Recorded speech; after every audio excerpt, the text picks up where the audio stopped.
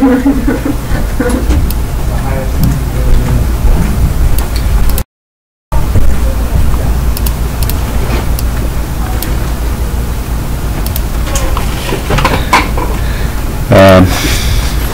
not working. Well, gosh darn it. Thank you, Renee. I'm like, Renee, I met you when you were doing video. I know you're good at it. Well, it's been a little while, but each camera's a little different. So we'll figure it out. Figure it out.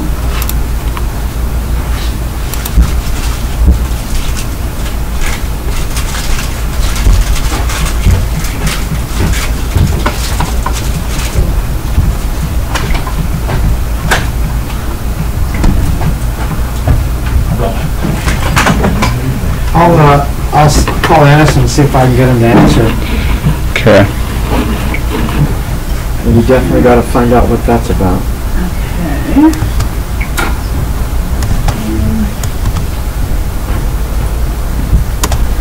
So, well, I'm glad you got your camera back.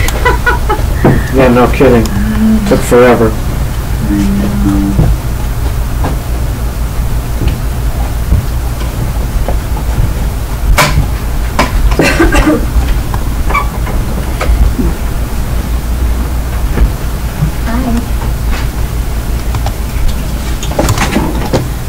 I'm assuming you want to have a chair right here, sit right next to it. Okay. No, usually we just let it go. We just, you know, turn it on and let it happen.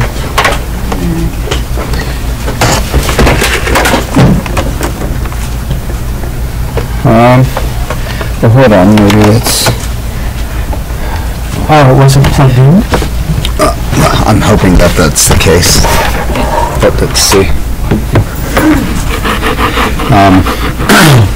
We're gonna need a... What's this one? Oh, that's just a... Hey, buddy, appreciate it. Thank you. He needs help with the camera, and I don't know how to help him. Thanks.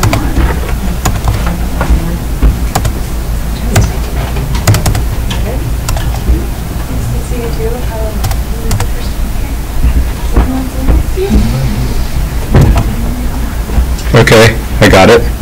It works? Hey.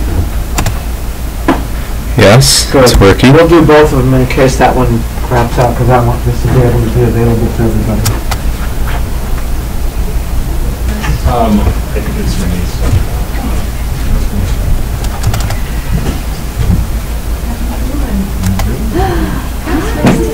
Beautiful. You too. Thank you. How's it going? Did you go to the awakening time, or did you? Well, what about you? Helped. It's so good. No, you were never in movement mastery. Right. Some kind of. You ever do movement part of mastery? Part of that. You'll be helping. You ever? Yeah. You ever do movement mastery? Well, I'm sure it was a wonderful thing. It was good. Very cool things to access.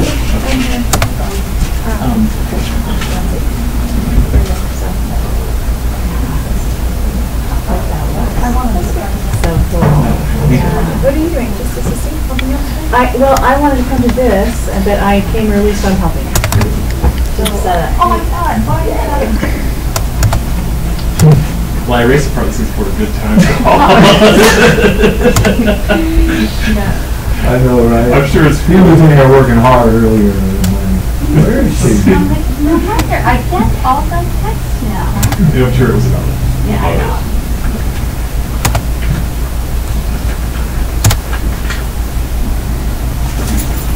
Okay. You don't think it helps them? No. I didn't say that. I just did not. Hey, how are you? What's up, brother? You hate me, Brian? Do you hate me? Because I don't return your calls. So I'm just wondering if you're upset with me or whatever. There's nothing but love. All I have is love for you. You didn't want me to touch you. Okay. It's kind of turned into a weird... Really? Yeah, like... And you didn't want to project your crap onto me. You're trying to say... I did that for you. Oh, shoot, weather and lights. All right. Okay, cool. Hey, Justin, can you stand up in front of the camera just so I can see if it's live? It takes a second.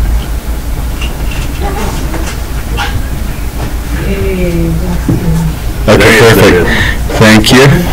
Are you connected? Can you see? I can see. I'm gonna need a new mouse. You have a different camera, and you're not using this camera, right? No. All right. So, Mikey boy, Mikey boo, is your old condo cleared out? My old what? Is your old condo cleared out? Almost. So we won't ever go back there again? Probably not. Okay. So do you want me to touch you anytime soon? Yeah. Yes, I do. Do you need it? In fact, I do. Well, I'm free tomorrow. Wait, you guys are coming to dinner tomorrow night, right? So we'll see you then. Or we can just wait till next week. You want to wait till next week? Or do you need to figure things out or something? No, let's put some on the calendar. Here's what I'm going to do. See, I'm going to commit. Structure. Energy follows structure. Whatever you would like. We got to get your shirt going too. What about... Oh, it's Labor Day. We can't do that. Yeah, we can do Tuesday or something. Tuesday What about morning. Wednesday? Yeah. Oh, I have a lunch appointment. Never mind. Thursday the 6th. Yeah, I mean, yeah, we could do it in the morning because then we have next Thursday is your guys' graduation. But we can do it like, 10 or something. Yeah, let's do that. Okay, 10 on Thursday the 5th. And where are we going to do it at? Ready for the address? Oh, am I going to come to the place? That's where I'm going to be. So. I mean, that's fine. I'm just wondering, because if I drop all off at school at 9 in Mill Creek, am I going to be able to get there by 10? Probably. If you want to do 10:30, that's fine. We can do that. Well, let's just say 10 and, Maybe we can keep, we can do a 10-ish. How about that? just text me the address so that way I have it in our text history, and then we can do that, and then I get to see your new place. Thursday the 6th. Oh, it's the 6th. Yeah. Okay. So it's a week from today. Yeah. I must have put that on the 5th. Why did I do that?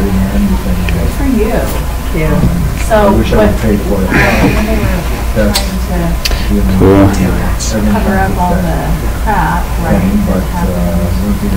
So I did see the pictures of you and your girls on Sunday or something. Did you guys, did they have a play or something? Yeah, my one daughter was going to play. Well, that's cool. Yeah, it was good. It was really cool. Have you guys been busy? Or? Yeah, trying to finish up in the house together and, dealing with whatever. Yeah? All right. Okay, I got it. Cool, man. All right, well, Jeremy ordered his shirts. What did he order? The front is Inner Warrior, so Inner Warrior, and then the back, it's you versus you, master yourself. I mean, you can order the same shirt if you want. I don't care what shirt you get. Do you have the design? I do. It's on my website. I'll look it up. Yes, I will pick something. I will commit to wearing a shirt. But we can, or we can make one. yeah, I'm willing to do that. Okay, yeah, I'm ready. I think I'm ready. I know you are. So, something. You know what it means to say, right? Oh, gang. Angel of light. If that's what you want, we can do it, Red. I'm willing to do that for you. No, don't do that. I don't know if I'll put that on my website. Yeah, I might. Maybe I might. I just might, actually. So, Let me think about that. yeah, think about it. Do you have kid sizes? Do you kid sizes? Yeah, I haven't done that yet, but they just did get new kids' clothes, but they're not the tri-blend. But it's nice cotton. But why would you want that? I mean, but they have small adults, or extra small. No, like, I was thinking about Michelle's son, who's like microscopic. Well, I'm gonna get Aria extra small, and she's gonna wear my champion shirt. But think about which word do you like? Champion, greatness, hero, warrior, and then do you want to add light to that? Do you want to add spiritual warrior? Do you want to add, I mean, you know, why isn't this coming through? Something. Think about it. I first thought you were wearing a bathrobe. And the thing that's funny about that is you would wear a bathrobe if we keep you warm. No, 100%. That's really funny. I like wear the same coat at work every day. And my coworkers would give me a hard time. They're like, you really wear it every day? I was like, no shame. Just like, nope, every day. Every day. I'm consistent. If it works for me, why change it? I'm like, or the other thing is we could turn up the actual heat inside of it, so I'm not saying an Arctic fire. Like, I stopped.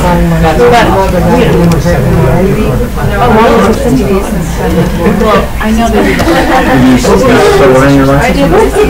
I told you. Oh, you did too. So we have an agreement.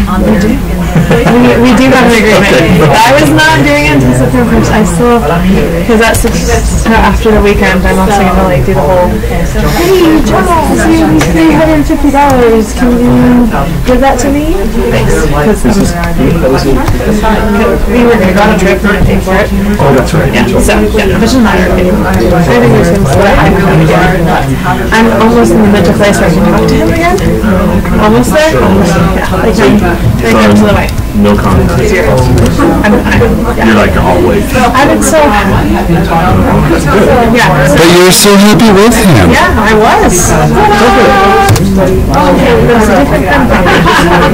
to go on my first date this weekend? Yeah. It's like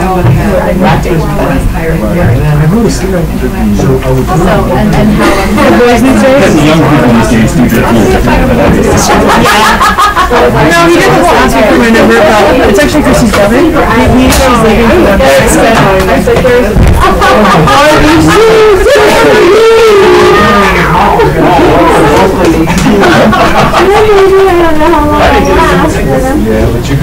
I'm actually at a seminar thing with your mom. I cannot. Sorry?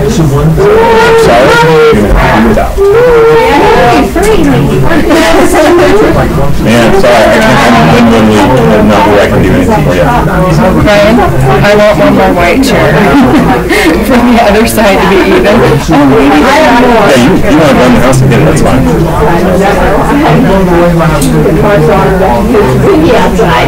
Right outside. Okay, we'll talk to you later. You gotta do it.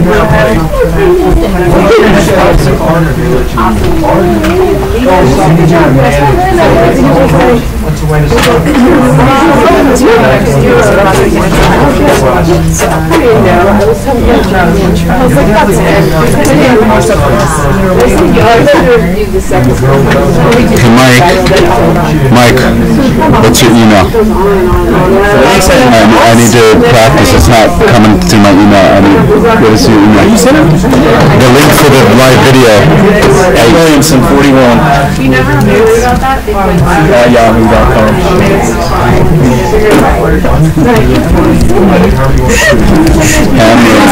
Brian's a massage therapist, and he's like touched all of me, pretty much. So. Okay, can you check your phone to see if you got it? Because it's not. You need to send it to people and they can't get it. Is this a post? Is this a Awakening post meeting? Technically, no. No. But he still wants me to send it out to people. Is your mom gonna get on, you think? No. Good. She's good. Let me stay with you, no. I don't think so. I think she's watched them all, but I think it's taken her a couple days. Well, she said she's I I did not get it. Good. Should I check my Let me check my calendar. Wait, what time are we supposed to start? 6:45 question? Oh, okay. Sorry, I'm the coach. I should. 6:45, so it's not actually. Alright, so. Yeah, good.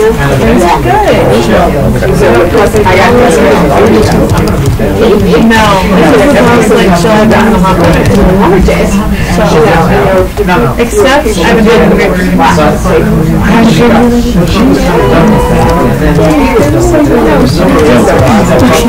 All I don't know is it's like it was stuck in eco mode.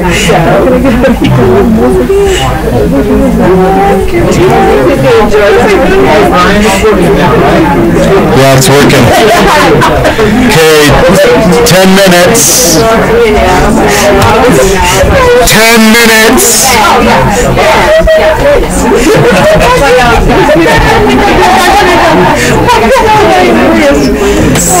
pretty funny. Like having like that was like everywhere was like this less legit thing.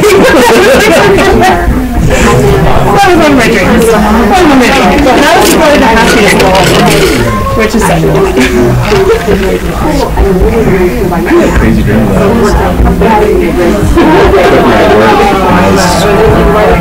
went out and started a non-profit. Wow.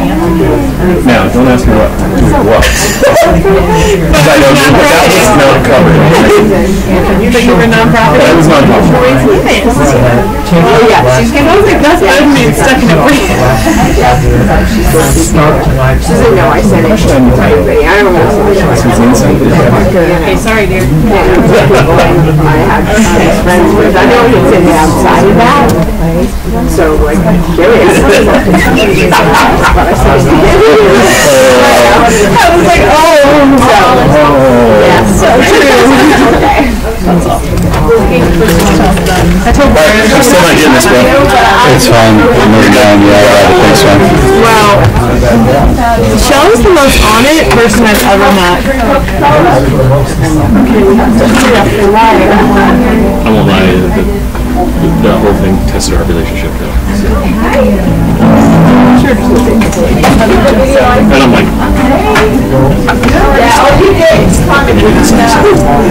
it doesn't, it matters to me. Yeah.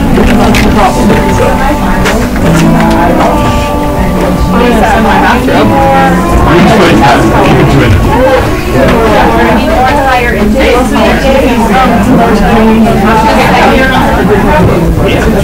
you sure you don't just tell me that? You're like, well, you gotta check this out. That's what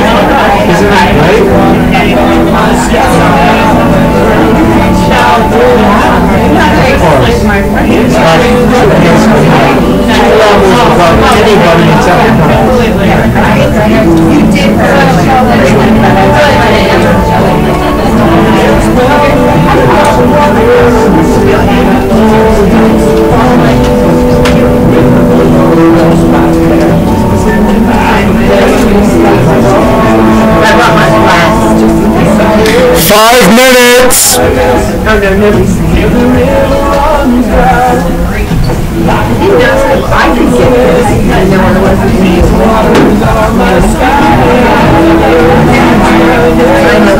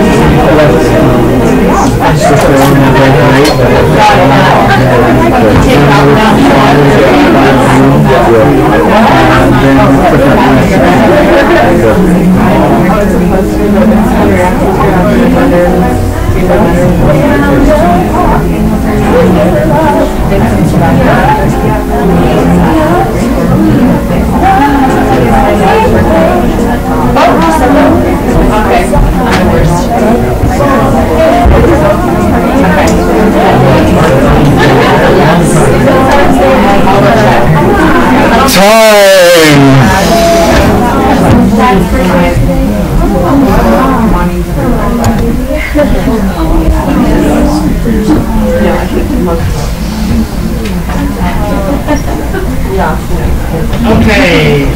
for a quick warm-up exercise, I have you stand up, go from person to person, and here's what I would like you to imagine. I'd like you to imagine what is your personal value of stepping up to the next level for yourself, of being a leader, or a healer, or a coach, or a facilitator, or someone of influence. And influence doesn't just go for healers and facilitators, it goes for parents, business, etc. Okay? So, what is my personal value if I get to my next level of being an influencer, a leader? Can you give an example? Huh? Can you give an example? Who wants to give me an example? Raise your hand. Mark? The value that I can experience is just really an unimaginable higher table level in the work and doing of service to others. Okay. Good. Anybody else? Another example? Okay, Lisa? Being more present when I'm playing with my son.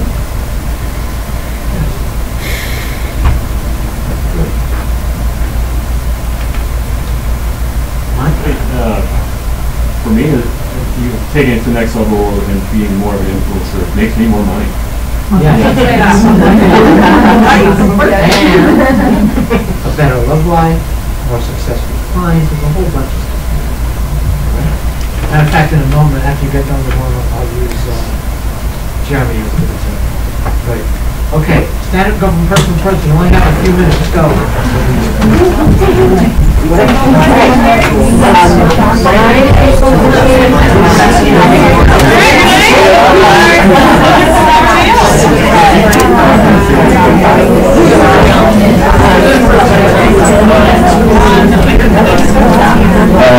What's going on with Prince Mark?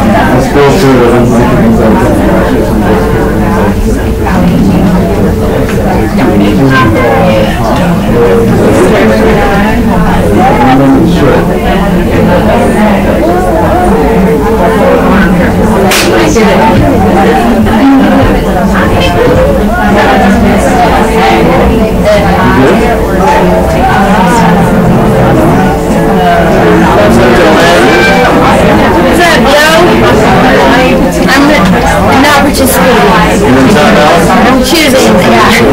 Choosing out.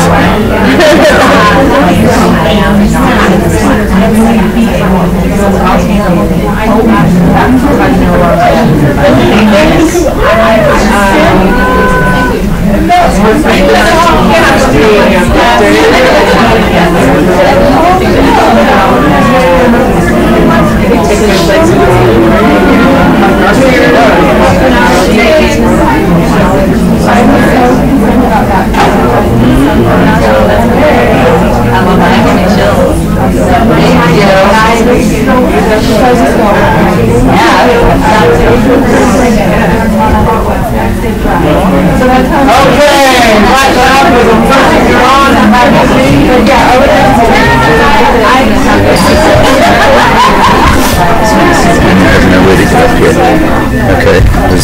How do you keep attracting that? How do you not have gas in the New York class tonight? How did you attract that? Oh, so it's a lack of money of not being able to go fill up the car with gas, right?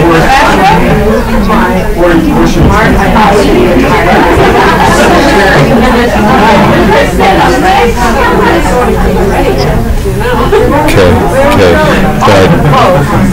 I don't want to shit on you, but it would have been nice to have let me or Gary know, but I guess Gary and Marcel. I need leaders. A few people cannot handle this business by themselves. I'm seeking leaders like you to join us arm in arm in transforming, redesigning, catapulting this mighty work. I want your feedback, your coaching, your ideas, your brainstorming, your passion, your leadership in making this powerful work all that it can be.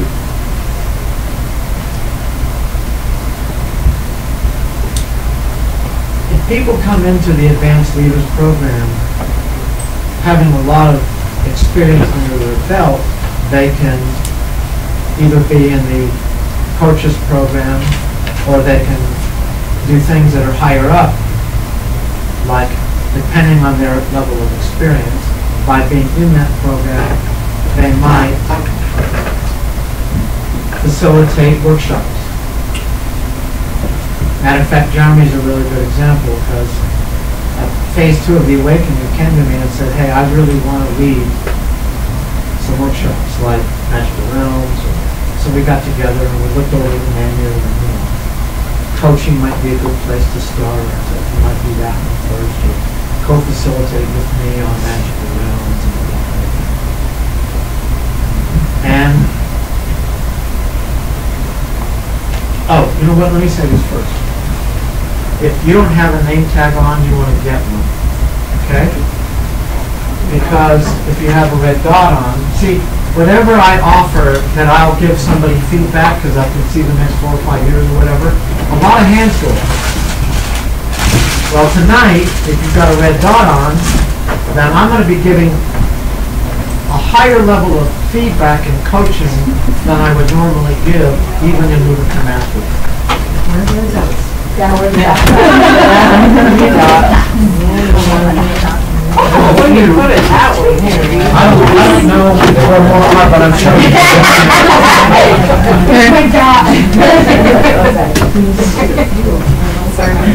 So I'll give you an example. Now, we're all amazing, we're all magnificent. And Jeremy is about as loved and respected in my organization currently as anybody in the organization, right? When he gets in front of the room, he tones himself down, which is actually very common with intelligent, successful people. So, let me see. Thank you. Let's see. Mark. Now, what I'm pointing to is not something that Jeremy means to do. None of the people I'm going to point to mean to do this. It's their physiology. It's their system. Their system, like even in Pinnacles of Presentation, you notice that when I give you your prelude, your silly thing that had you doing something different, right? The reason why that was uncomfortable is because that's counter to what your system is just habitually doing. Right? So Mark, Shelley, Ari, Shell, Mike, Bonnie, those people, for example, are very much like Jeremy in the sense that when they get in front of the room, they tone themselves down. And it's not that they need to. It's that their system is just used to being tight or restricted or bound up. Okay? Now, when I give them new skills, so for example, with Jeremy, over this next year, because he's stepping up to bat, he's going, hey, I want to lead some workshops. He's got a really great vision of how he's going to lead workshops on impeccability for contractors, which is brilliant. Actually, he could teach impeccability to any group of people and it would be brilliant. And I'll have him design that. But the point is that if you watch Jeremy for this next year, because he's coming to his coach saying, Coach, I want to break the 4-minute mile. Coaches don't love anything more than when somebody says something along those lines. When somebody says, hey, I want the next level, I'm up for it. Right? You watch this next year, because if I could get any of these people I just named, or Jeremy, if I could get Jeremy not to tone himself down, but actually to come out and be more spontaneous and creative and expressive and free and loosen up and showing up as big as he is, how do you think that's going to affect his life in this next year? How do you think his influence is going to go?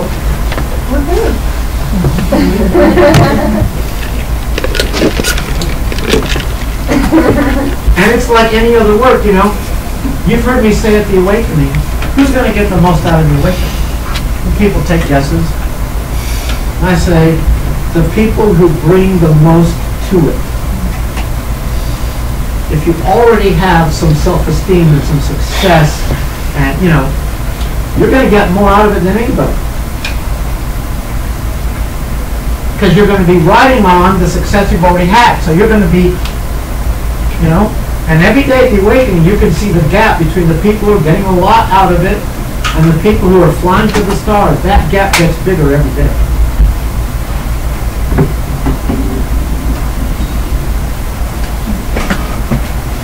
So, the Advanced Leaders Program, for which the coaches are a part of that, if you want to be a master presenter or a master speaker or a master influencer or a one-on-one life coach, this particular program is absolutely a must. Not only is it vital for your future success, but it's required. Like, for example, it's required for anybody who wants to do anything in my organization. Like, somebody wants to be a breakthrough leader. Well, this is the program. They got to go through it. Somebody wants to be like Jeremy, doing workshops in front of the room. This is the required program to do that. Okay? So, with this program as a springboard, you could learn how to do blast-off interviews. Were any of you impressed when your facilitator did your interview? Anybody? Yeah. A little impressed? Yeah. Or like me, or Zeph, or certain people leading the end of the relationships course, or the relationships course practice sessions, right? Or learning how to do genie games at a much higher level. And I actually would like the best people to join me on staff to really brainstorm and come up with better ideas on how we do things better, etc., etc. So, raise your hand if you think it's possible that I might have one or two more tricks up my sleeve.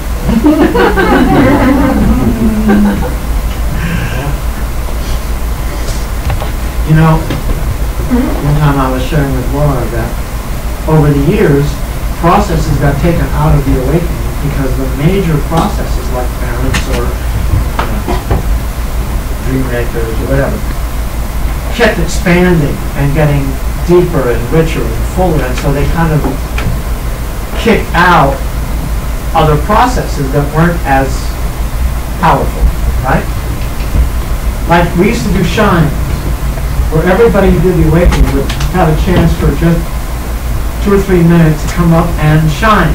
You know, sing a song, do a dramatic reading, do a comedy skit, whatever, right? And when I went through about, I don't know, 15 or so processes with her that we had to take out at some point, she was like, you should do a workshop with just those processes.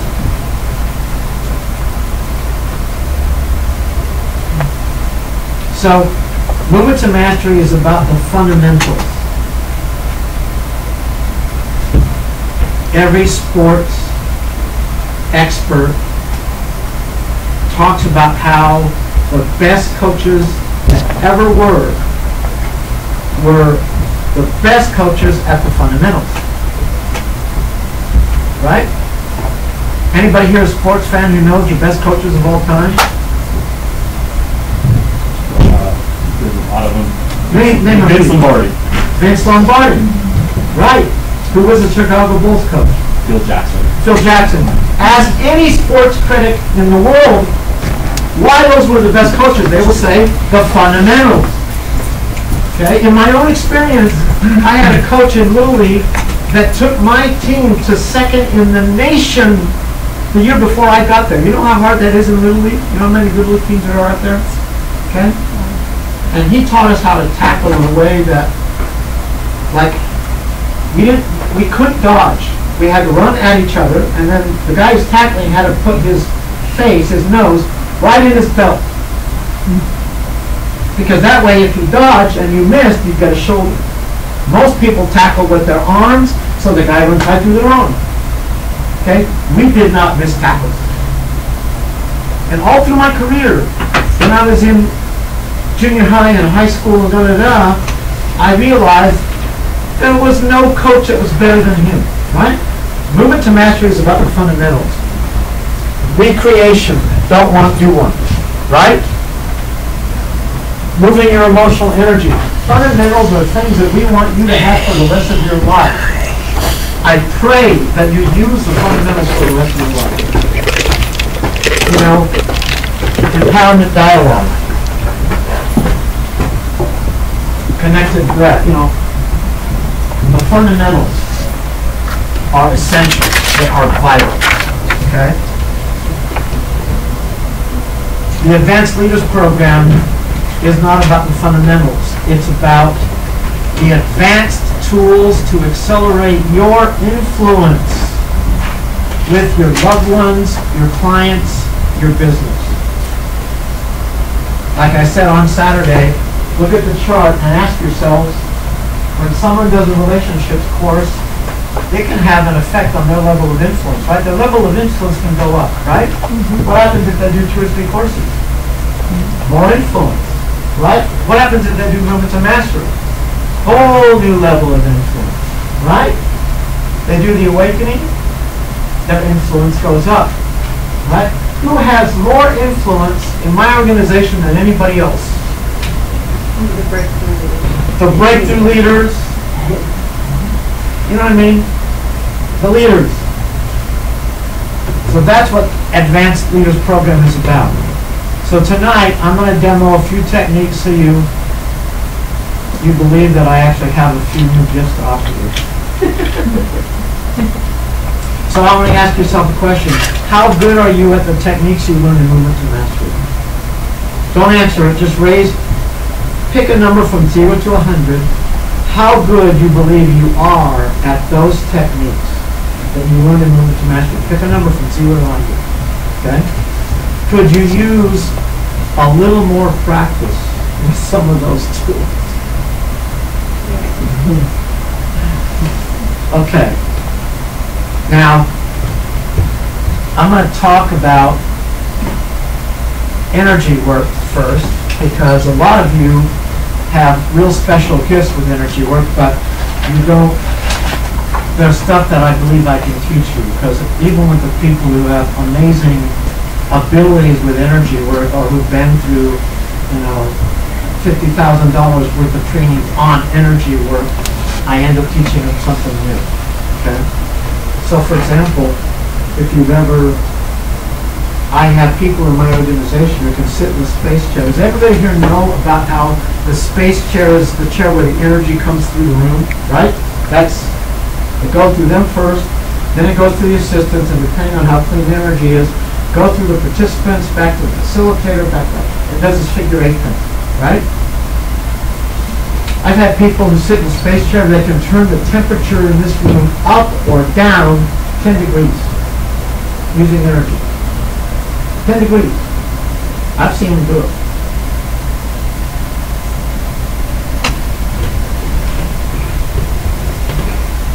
I told you guys the story about when Laura was at a basketball game with Jerry. Yeah.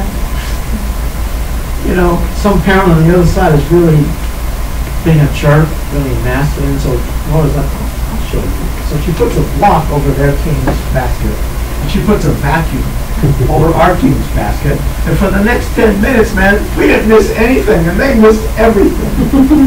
And I remember the first thought in my head was like, can you imagine how much the Jazz would pay for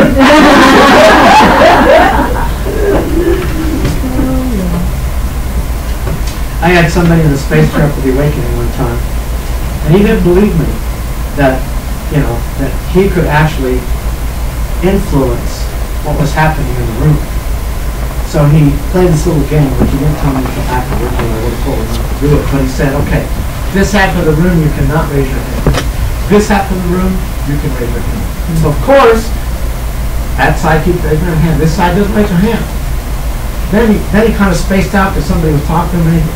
Oh, you can raise your hand now. All the hands shot up.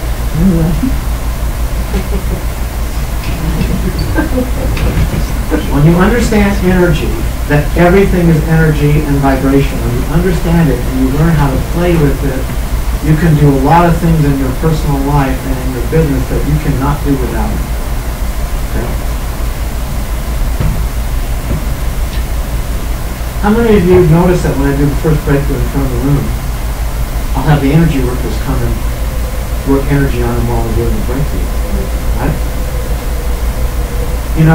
I won't work with anybody who's been through sexual abuse or addiction of any kind without doing a very advanced level clearing of their energy. And by the way, even in Movement to Mastery Coaches program, that document I can't give to all of you because you're not there yet. You're not grounded enough, you're not in your body enough, you're not centered enough. If you have experience with energy work, like in Sonia's program, I think she was the only person I could give it to. And it's an advanced level clearing. Okay? So I have advanced techniques for clearing negative energies, which I can only give to those people. Okay, now I'm going to hand this out. This is an example of the topics, because the way it works is, other than a half dozen topics that I do every program that this is about, go ahead and pass those around. Then the people who are in the Advanced Leaders program, they vote on which topics mean the most to them. And that's how we do it. In other words, every year there's several topics that I don't do because that was one of the topics that they wanted the most. Right? Like I think last year, everybody wanted the parenting topic. This year, they didn't want it, so we didn't do it. Okay? I want you to look at those topics and see which topics you would vote for if you were in this program. And by the way, for the people that are in next year's Movement to Mastery, just keep in mind that you can't do this program that I'm discussing until you've been through Movement to Mastery. Once you're done Movement to Mastery, you can either review Movement to Mastery again, or do the coaches program, or do both if you feel like it's doable for you. Michelle, you've been through an older version of Movement to Mastery, so you could do it if you wanted to. So, just raise your hand, and I'll call on you. Just call out which topic for you is the most interesting. Gary's feedback. In that program, that tends to be one of the highlights, and we combine it with everybody's feedback. In other words, there's a particular night when we just give each other feedback, and you'll see throughout tonight even that it's a different level. In other words, the higher the program, the higher the level of feedback and coaching. Great. Thank you, Mark. Breakthrough training. Yeah, I'll talk a little bit about that tonight. You know, and I hope it actually gets you really interested in doing law, because I'm not kidding. If you've done the awakening, none of you want to miss law. Okay. Go ahead, Justin. Advanced reprogramming tools. Yes. Let's see if I can talk about this.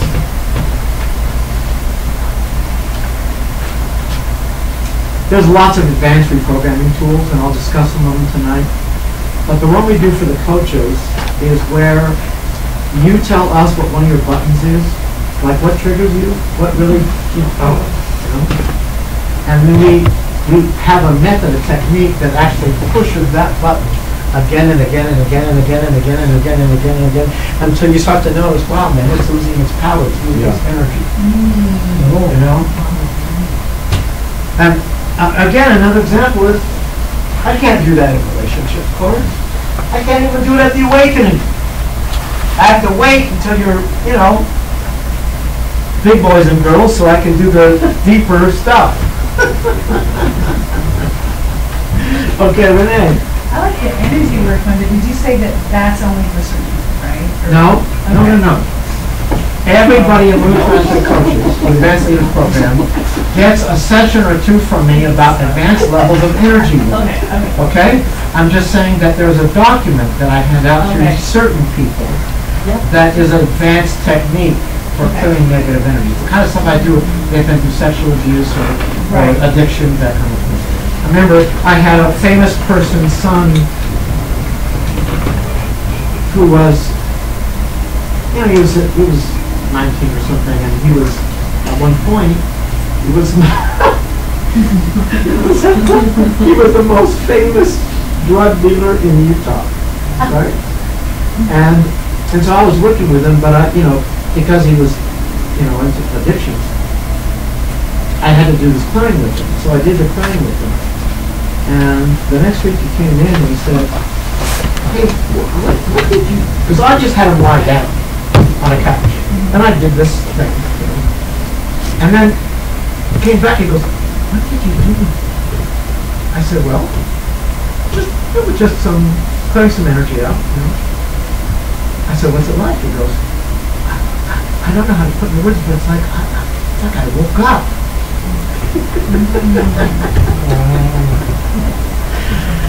Yeah. People don't realize, like most of you, because you don't see energy, you don't know when your family is courting you. When somebody has literally an energetic cord attached to your back somewhere, families are like a bucket of crabs. If one of them starts to get too high, it breaks the agreement or the contract that the system has in place. So the other ones find ways, and the way they do that a lot is through energy. They send negative thoughts and feelings toward a particular person in the family, and that's an energetic cord. Okay, somebody else, another topic, Mark? Parenting, the miracle of family. Yeah. You know, I want you to know that's a whole workshop. It's like a same hours basically as a relationship course, and it's a phenomenal workshop. I mean, Laura taught you some really great stuff for like a half an hour in that workshop, okay? But I'm not kidding, it's an amazing workshop. So if that's one of the topics, then we'll spend a night doing that. Okay, somebody else? Okay, Shelley? Speaking soul to soul. Yes. I'll teach you some advanced techniques about doing that. Matter of fact, tonight I think I'll demo how to see the next, to see if one of your clients or someone you love is going to get a lesson or a blessing. Because the first step of that is you have to learn how to look soul to soul, which is partly what you did with the kids up in Midway. Yeah. Right. Okay. Somebody else then? Time management. Having a wells. You know, I actually have a manual in my computer somewhere. There's two of them, but the first one is like the basic. Like, because in our culture, if you're somewhat intelligent and somewhat capable, you are an overwhelmer. Because people don't know how to manage the moment of choice. Okay? So I have a whole manual on that. And to get started with that evening that we do, if that's what people pick, I have you look at the stuff on Franklin Covey that's on YouTube so you understand the 4 quadrants and you understand the difference between important and urgent. Since people don't even know the distinction, they think everything is important. And if it's urgent, it's got to be important. No, it's not. Let me tell you, I'm one of the only people I've ever met who was full-blown overwhelmer. And because of things that I learned and practiced for many years, I turned myself into someone who has balance and harmony. I'm one of the only people that I know that's ever done it, because most people I meet, they never made that commitment. They never took the time and dedication to actually make that happen. So now I can teach anybody. Matter of fact, Sandra Malbone, the Unity minister who was in Road to Mastery a couple years ago, right? She came to me just like, oh, I'm so burned out. So I said, okay, good, work with me. So I worked with her in one-on-one sessions, and by the 3rd session, she was like, I played a game with her. Okay, God says you can only sit. We made a big long list of all the things she has to do, right? All of her responsibilities. Right? And I said, okay, now God says you can only do one thing. Now God says you want to do 2 things, right? And so that was an assignment. She came back next week. I can't do it! I cannot do anything! I have to do it all! Somebody else. Okay, Michelle. How to deal with grief. Yes. That's a handout I give everybody in that program. And I want you to know that once I teach you how to do that, I want you to share it with everybody and anybody you know, because all of you have people who have, either lost a child, or something devastating. And I want you guys to know this information. It's the first time I worked with a couple who lost a child. I was terrified. I was still in my 20s, I think, and I was terrified, like, what the heck am I going to do for these people, right?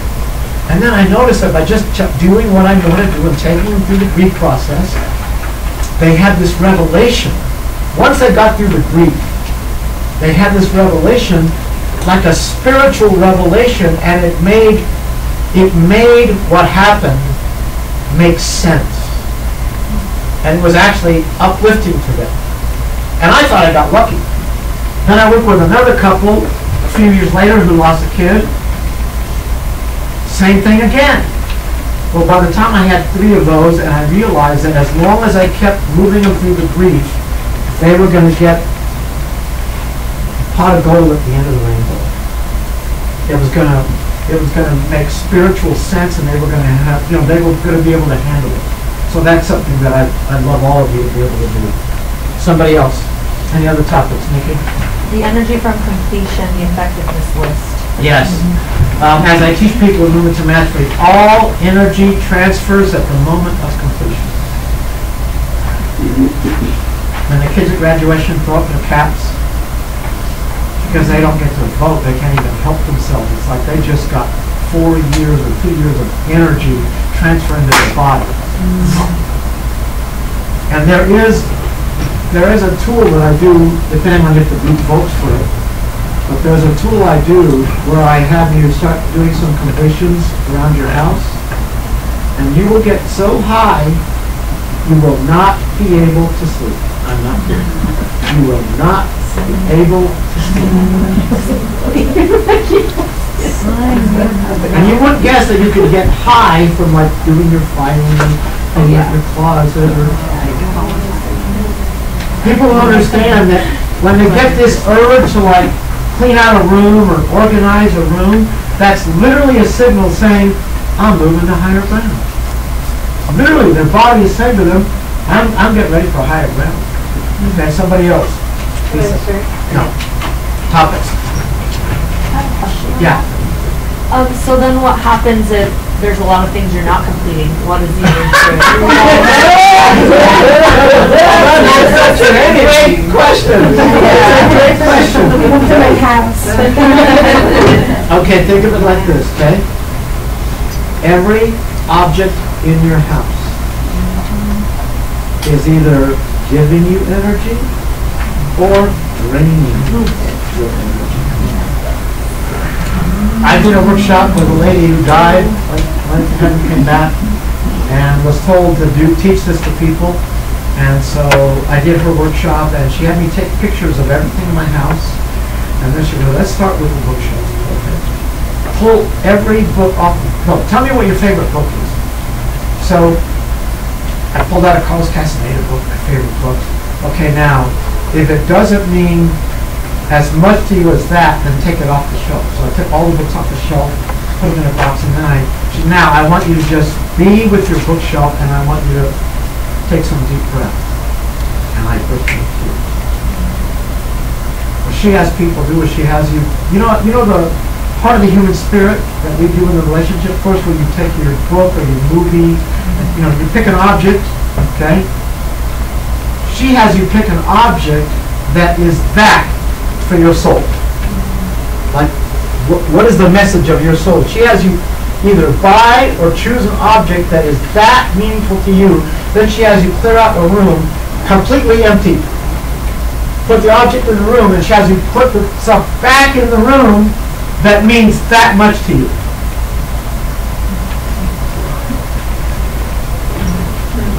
Right now, most human beings have no clue how much the incompletions in their living environment are draining their energy. It's a constant subconscious reminder. Any other topics? Elisa. Advanced reprogramming tools. No, we always do that. Thank you, honey. So we want to talk about where you push each other's buttons. Okay, honey? Always new skills. Always new skills. Basically, if you choose that as one of the topics, then I take the manual that we have for the breakthrough leaders, and I give you a copy of it, and I teach you stuff about like when you see me choose old ways and new skills at the awakening, right? People come up and ask me like did you spend all night thinking about that?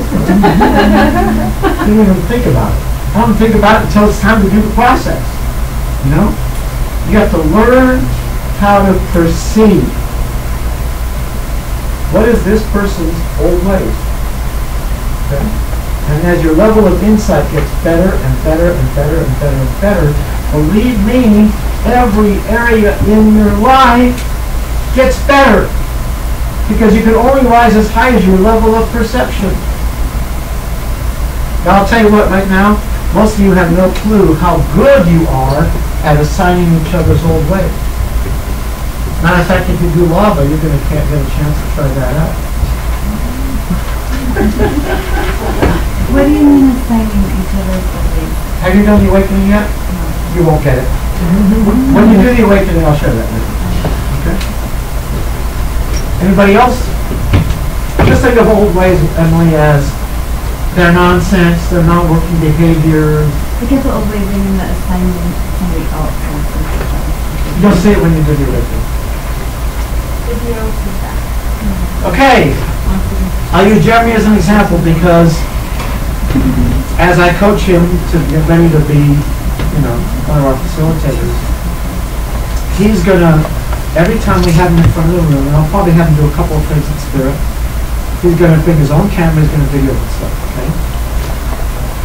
When we watch it together, nobody will be as hard on Jeremy as Jeremy will be on himself. Same with you guys. Nothing's going to get you there faster than video feedback. Okay?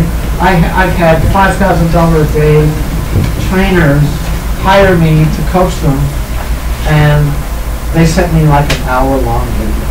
Right? All I had to do was watch 5, 6, 7 minutes, and I get plenty of feedback. It doesn't take you long once you understand how to see it. Good. Anything else? Okay, Tricia. Advanced facilitation dynamics? Yep.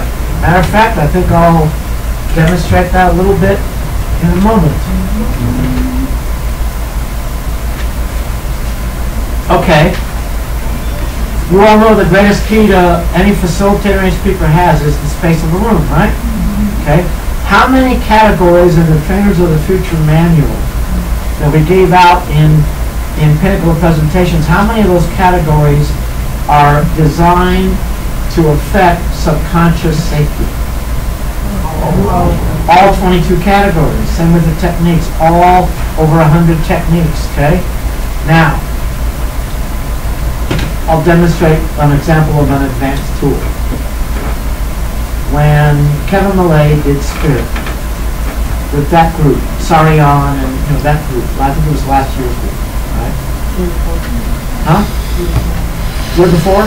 2 years ago? So, no, lava. I'm sorry, not Spirit, lava. So I said, okay, I'm going to give fundamental dominoes out, which is an old way that is not just an old way, but a domino that if you can knock that domino over, it will knock over a whole lot of other dominoes. Does that make sense? Okay. So I said, okay, at the beginning of law, I said, okay, who wants a fundamental domino? Who wants, and at first, everybody, including Kevin, raised his hand. And I said, oh, explain that to us. What is that? And so I explained it to him, and that's okay. Raise your hand again, and he didn't raise his hand. But I knew that as a facilitator, if I can get Kevin Millay to be vulnerable, I'm going to get more space in the room. Does that make sense? Right? You get any of the leaders to be vulnerable, it creates a space for everybody, right? So he didn't raise his hand. So an advanced technique for facilitating would be, I look around and I pick someone who's as close to being like Kevin as Kevin. So I picked Sarion. And I gave him an old way. And what I did subconsciously was by talking to a mirror image of Kevin, Kevin got it. He heard it in a way. It's called the carom technique. A carom board, you hit the thing off of the wall and then go over and hit another one of the things. So a lot of times when I'm doing workshops, whatever workshop it is, I can tell that you need to hear something, but I can tell that if I try to tell you directly, you're not going to hear it. So what I do is I pick the person in the room that's most like you, and I say it to them because they can hear it, and you get it. That's an advanced technique. Okay? How do you spell that, Karen? C-A-R-E-M. How many of you have heard me put words in somebody's mouth, even at the relationships course, when they're doing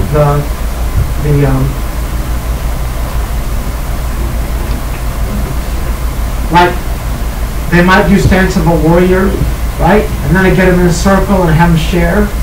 And somebody will share something, and I can hear that just below the surface, their heart is saying something, but the words aren't coming out their mouth, right? So you hear me say, would you like to try something? And they go, yeah. Okay, I want you to turn to something close to it, and I want you to say yes. And of course, when they say it, they burst into tears. Why do they burst into tears? Because that's what their heart is saying. That is not a consciousness. But if you learn to listen to what their heart is saying, you can do that technique in any workshop, and it works like a charm. Okay. I've thrown too much at you without letting you pair up and share, so do me a favor. Get a partner, share any thoughts or feelings about what I've told you so far, and then we'll do an exercise demo. Go.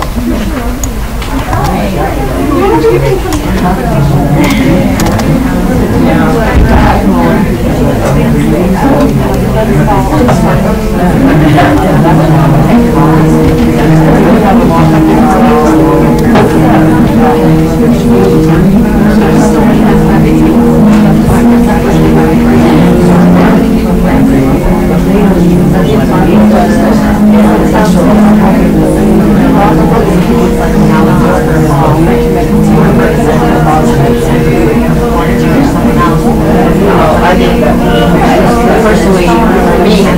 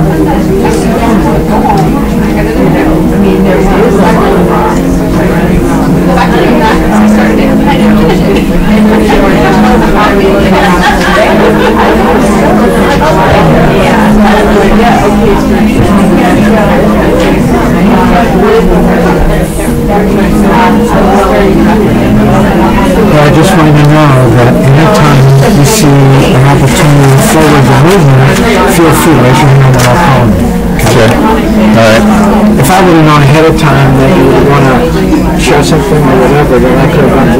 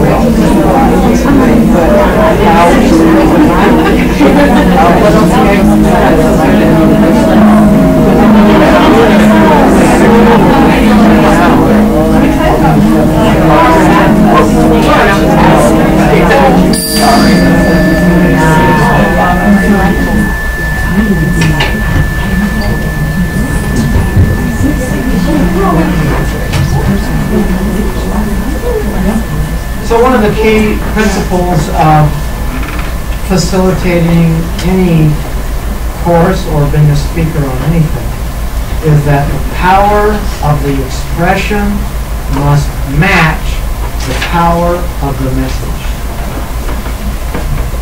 That's why when you see me do Dream Makers up at Phase 2 of the Awakening, I can turn into like a Southern Baptist minister, because there's no limit to the power of that message. So, I'm going to do an exercise now, a demo, to show you some of the advanced level stuff we do in this program. Okay? Now, for this particular exercise, I'm going to need somebody who has trouble being centered and grounded and present and in their body. I know that relates to all of you on some degree, but Oh, right. let me see here.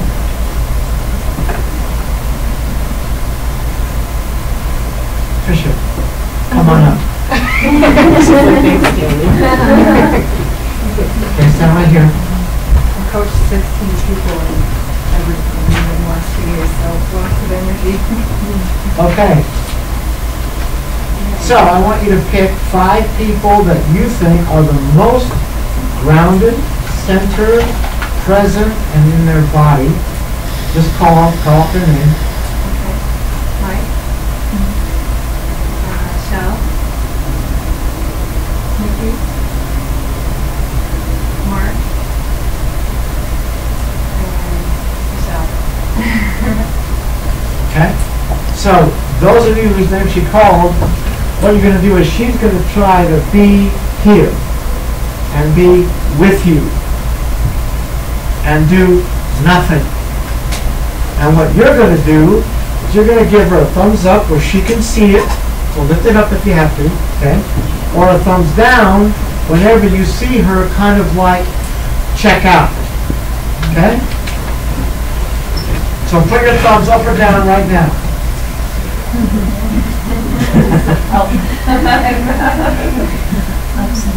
That's funny.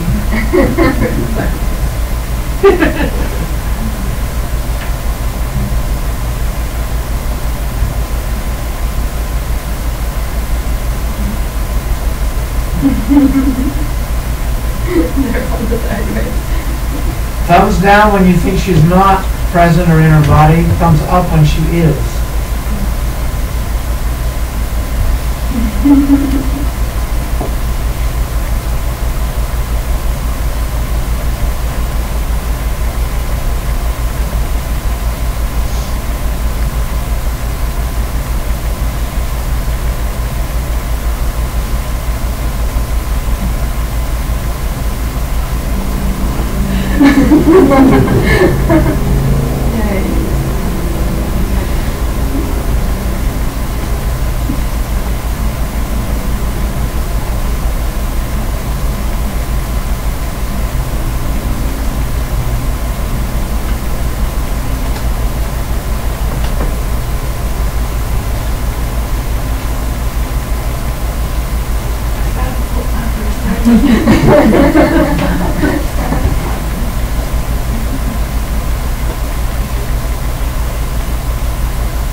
Almost every time she talks, thumbs you going down and she checks out.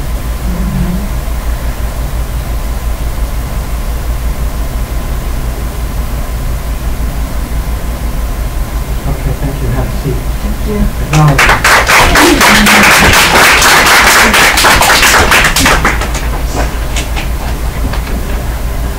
How much?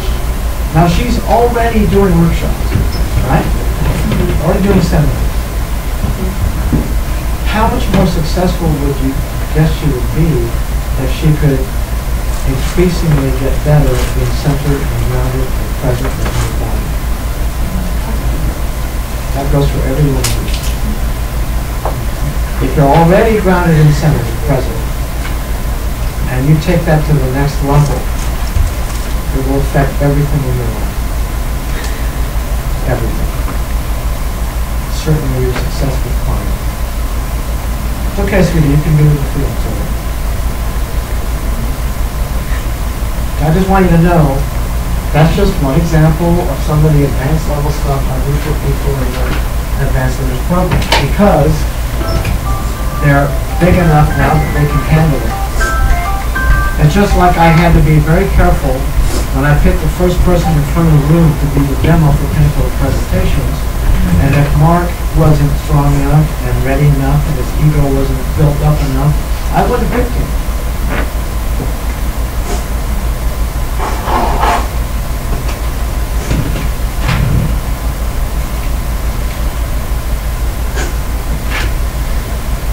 Okay. Now I'll share a little bit with you about breakthrough techniques in terms of one-on-one coaching and facilitating. Okay? Because the whole goal of the Advanced Leaders Program, the reason why I have you be Movement to Mastery coaches is because by being coaches for the people in Movement to Mastery, I want you to have hands-on experience in learning how to influence people. You know, if you're a breakthrough leader level at being able to take someone who's in their nonsense and really get them from that to being out of their nonsense, you're really getting some influence, right? So here's some techniques. When a breakthrough leader calls me in, and they've been trying to get this person into their emotions for like 45 minutes, and nothing's happened. And I listen, and I hear that every time the person is doing the exercise, their voice is monotone. It's a defense system. So I just say, okay, now, with this person I want you to whisper. With this person I want you to shout. With this person I want you to whisper. With this person I want you to shout. Why? And within a matter of minutes, emotions, feelings. You change their state by switching around the system. If talking to Dad doesn't work and they don't get the answer, sometimes I switch it to now you play Dad. Only now you're talking to his dad. I just switched the system. Any switch in the system changes the neural pathways in the brain, and now they can access things they couldn't access before. Does that make sense? Is it shifted permanently or just at the moment? Just in a moment. Okay. They don't want to talk about anything. Now, here's a technique for establishing commitment. Sometimes I have children in the awakening, and the only reason why they're there is because their parents dragged them to the awakening. And they're pretty nervous, and they see the breakthroughs, and, you know, they think they're supposed to have a breakthrough. And even if I tell them, you know, you don't have to have a breakthrough. It's okay if you want to opt out of it. They still do it because Mom and Dad want me to do it, right? But I say, I don't know that you're ready for a breakthrough, so let's just see if you're ready. Stand up, okay? Grab my arm, okay, both hands, squeeze as hard as you can, and then yell as loud as you can. And then it's obvious. No, not ready, sorry buddy. That's okay. Another time, you'll be able to have it. But if they scream, and they squeeze, and I can feel how you're squeezing, you're in. That's a technique for identifying whether they have set their intention and established their commitment. Can I be used for anything? That's subconscious. It can be used for anything. Mickey?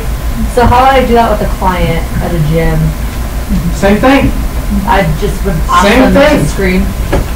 Say, scream, tell me one sentence about your commitment to get in shape. Give me one sentence. Good. Now squeeze my arm and yell as loud as you can. Yell that commitment. That sentence. Okay. So why squeeze your arm? Like, what's that about? Because your physiology, your brain only knows how to do a couple of things at a time, and once you squeeze, your voice follows suit.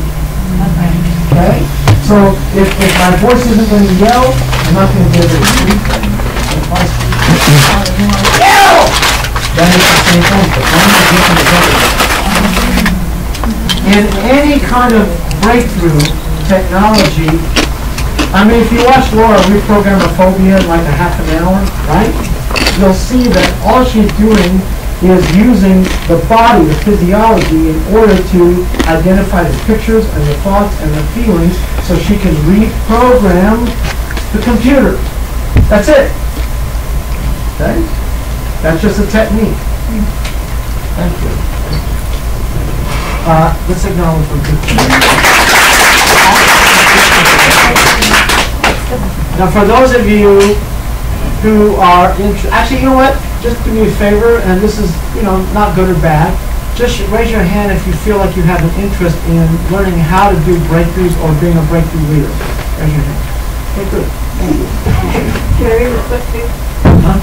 Carry the foot too. Right? What you want to know is when you're taking someone through a breakthrough, that feelings happen in rhythms and waves of energy. A new breakthrough person will make the mistake of believing that they have to keep the person in the feelings phase like at a high pitch all of the time. No, no, no, no, no. Especially if you watch Laura do a breakthrough at the awakening, you'll know that she gets them going and then she lets them calm down, talk a little bit, and go again. It goes in waves and rhythms of waves. Okay? Even when they're doing the resentment part, sometimes I'll have them roar the resentment and then whisper the resentment. Roar the resentment and then whisper the resentment. In a breakthrough, sometimes an object can be really useful in a breakthrough. Like if somebody said, my dad used to beat me with a belt, I might say, okay, take off somebody's belt and just start smacking it back in the middle. Really fascinating that in the very first awakening ever, which was with Monterey Hill School, kids from, I think it was 8 or 9, all the way up through high school, and their parents and teachers. So it was like a hippie school. Right? Yeah. And we all went up to a mountain cabin and we did the awakening. It was the very first awakening, right? And there was a teenage boy whose stepdad had tried to drown him when he was like 3. Right? And he's hitting the pillow, and all of a sudden he grabs the pillow, tears it open, and the feathers get into his mouth, and he starts reliving choking. Right? Like, you got to get how powerful the subconscious is that it will recreate the same exact situation, and the person obviously is not conscious of that at all.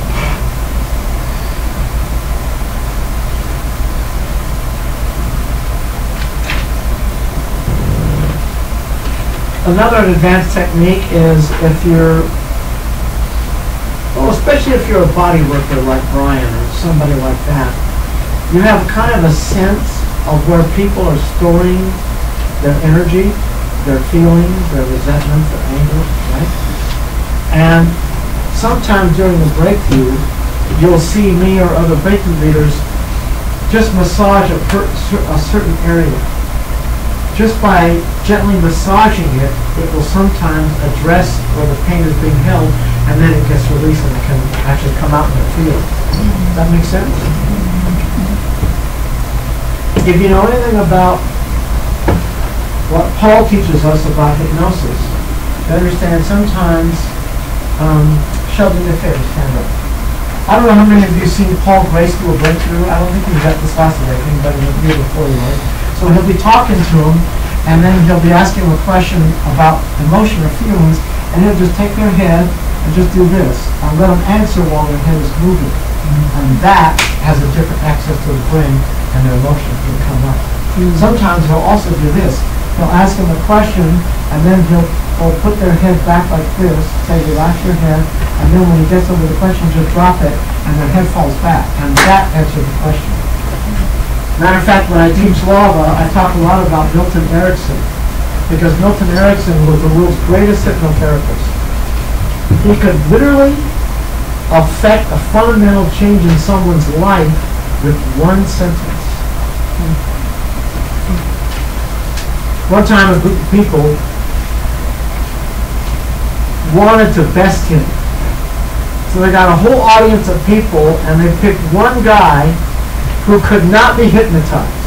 Like nobody had been able to hypnotize him. And they made sure that nobody else raised their hand, just him, right? So he came up when it's time to get a volunteer, and Milton was asking questions that he had to answer yes to. Yes, yes, yes, yes, yes. And then when he came up, and Milton was in a wheelchair. When he came up, Milton goes, "Put it there, pal!" And the guy went to raise his hand, and before he touched his hand, Milton went down and started tying his shoes. The guy was like, and then Milton looked up and goes, "Sleep." Tony Robbins done that too. The guys who invented NLP, which is what Tony Robbins studied 3 people. Fritz Perls, who invented Gestalt therapy that empowerment dialogue comes out of, Virginia Satir, who was the best therapist at the time, and Milton Erickson. The best stuff in NLP comes out of Milton Erickson. Okay, right? Okay. Who is it? Fritz Perls, Milton Erickson, Virginia Satir. That's how they developed NLP. They kept watching these 3 people and noticing that these 3 people were picking up on cues. And finally, from watching them, they noticed that whenever someone looked up, they were getting a visual. When they looked side to side, they were talking to themselves. When they looked down, they were getting a feeling or a kinesthetic.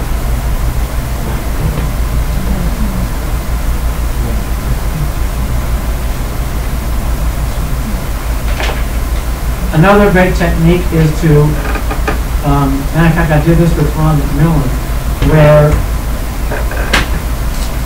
if there's kids in an awakening, even young teenagers can work sometimes, and somebody wants to get the answer to the breakthrough question, I'll have them have the kid ask them the question as if they are the parent.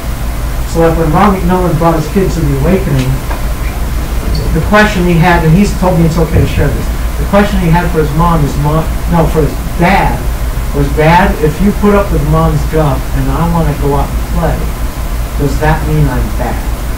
Right?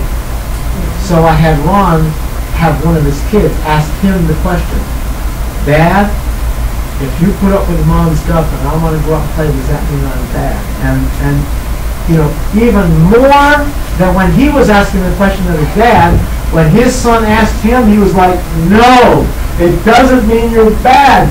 You learn how to play. Okay, once again, get a partner and share with your partner any thoughts or feelings of what I'm sharing with you. Go.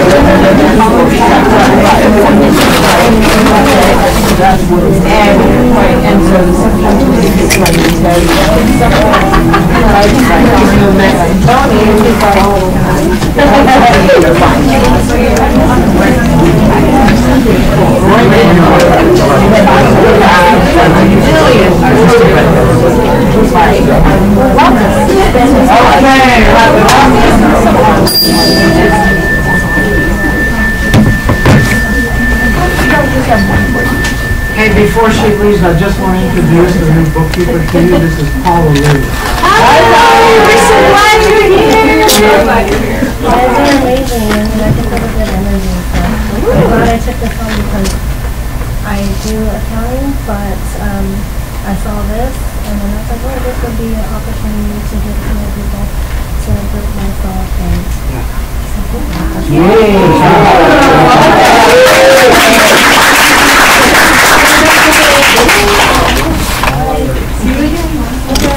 Now, a great technique, whether you're doing a breakthrough and you have private clients or whatever, when they start to get into childhood memory type things, you want to check with them and say, did you have a nickname as a child? Because if you keep using that nickname, they will more easily access all the things you want them to access. Same thing is true if they're bilingual and English is not their primary language. Have them say like the question or certain key things in their original language. Okay? How many of you know what a timeline is from NLP? You know what a timeline is? I think at the last relationships course, who was it that I had doing something in front of the room? Was it empowerment dialogue? Sarah? No, I was one who Carol, you were in the last course, last relationship course. Did I have you do a timeline? Did I have you walk and say every step is like another year? No. Christina had me do that in my book. Right. In your breakthrough at the breakthrough. Yeah. That's right. So a lot of times when somebody has a new breakthrough, a new declaration, a new stand, a new commitment, whatever, then you can say, okay, now I'm going to have you take this new declaration, this new stand, this new commitment you have now, and I want you to take a step, and every step is going to be a year of your life, and you're going to see what can happen. And then the next step, and then see what can happen.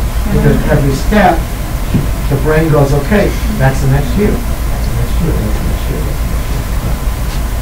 Is that tied with the childhood needs, or this is separate? Separate.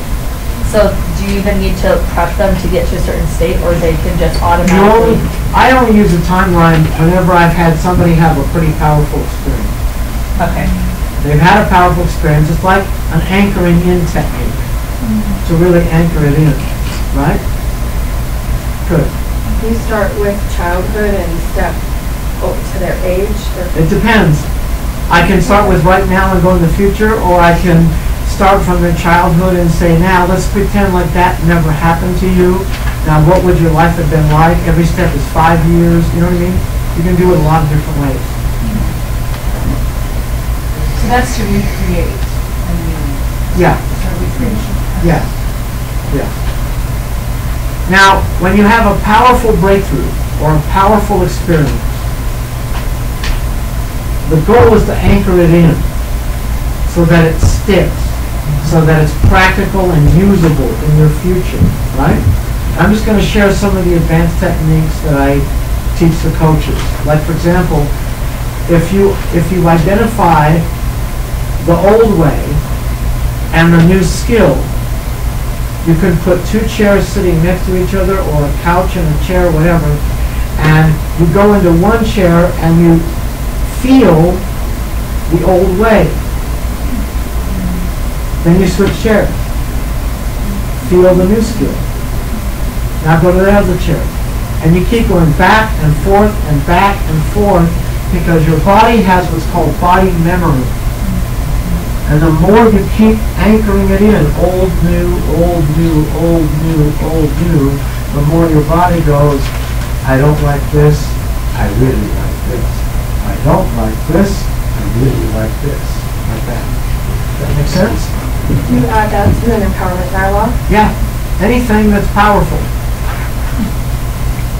Another one is to say it daily to somebody, and often if people have children at home, or they have children in their family that they know, if they've had an experience that relates to the kid within themselves, and they come up with a message to themselves, I'll have them say it to the children in their lives as an assignment every day for 30 days.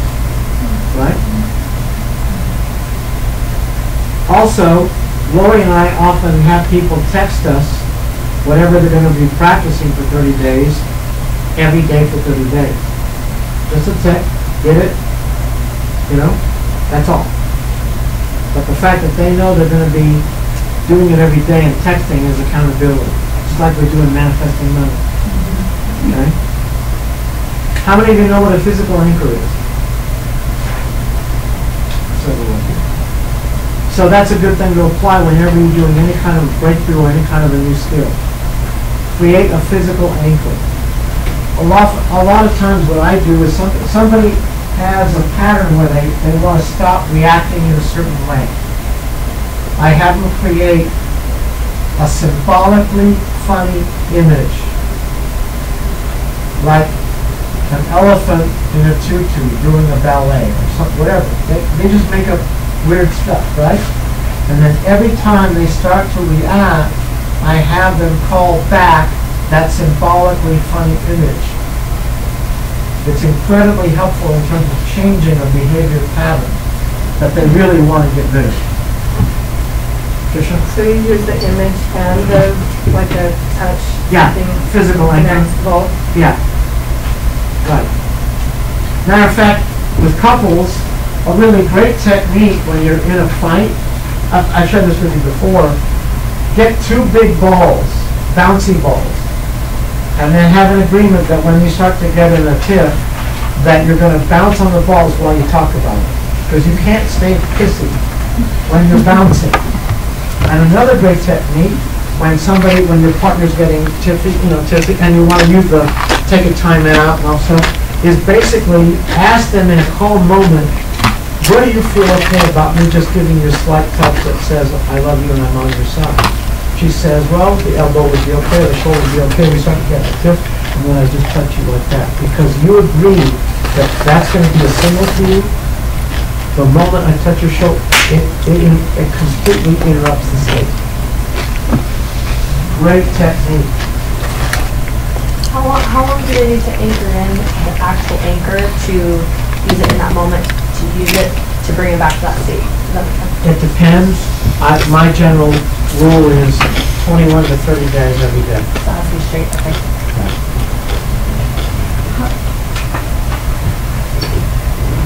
Another thing to go along with creating a symbolically funny image is to create a song to go with the visual of your new skill.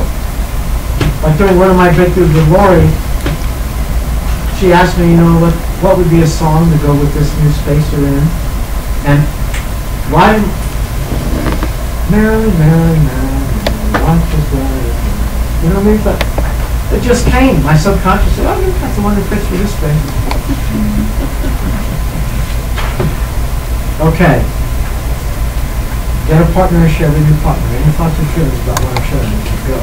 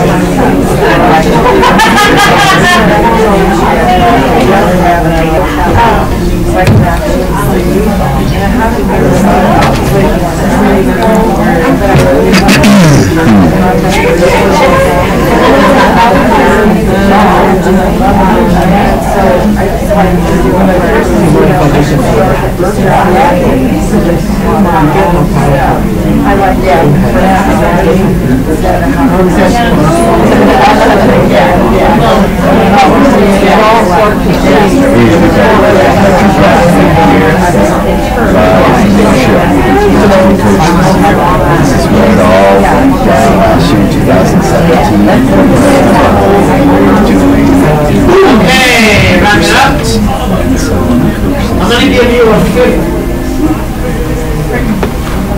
15-minute break, and when we get done, we'll come back and I'll teach you how to know if your client's projects are going to result in a blessing or a lesson. Yes.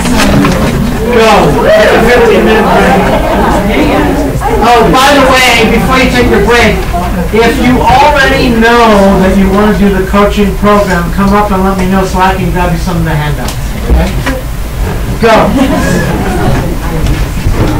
Hey everybody, Brian Patrick Godfrey here, Rise Leadership Masters Published. This is where it all went down last year, 2017. I subconscious mind makes my demons, my ego, and lots of flavors of the onion. This game called self-development, spiritual I'm in 2018 now, I'm wanting to be a motivational speaker and accomplish teaching specific skills, emotional skills, communication skills that allow someone to reach their highest and best self and strive to be their authentic gift that they came here to be. That's part of my energy everywhere of carrying the message is that and leaving a trail of light to everybody. So this is a Rise Leadership Classroom. They have a bunch of classes throughout the year, including the Amazing Awakening Retreat. You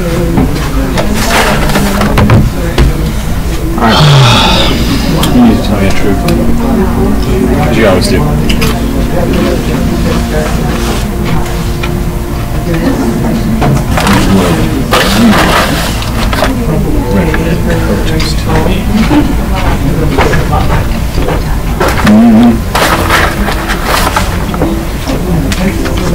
No. Because I think the only reason I would recommend it, and this is, to me, is just staying in the game. Other than that, you'll be like, no. If you want to spend children, where's my time, money, blah, blah, blah. So, staying in the game is the key. Thanks. Teach us. You've got like one coach's meeting every month. It's been like 7. I got one more. New skills, it's just practicing stuff like this kind of maybe a little more intense, but I mean, like, I would say no. Unless you just something to say. Yeah, then I would say yes. Yes. Okay, so then I would say yes for sure. Fair enough. Fair enough. So, just want to be your take on that. I think you tell me the truth. Yeah, I will.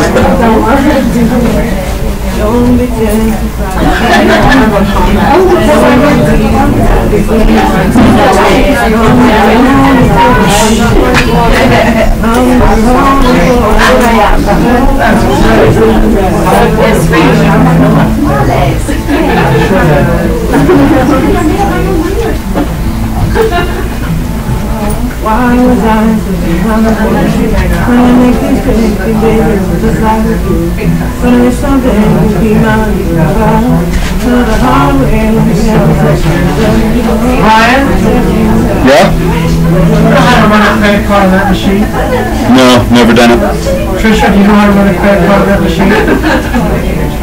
Don't get there by the time. Don't you need to do I'm the only person. I'm the only forward. You do so.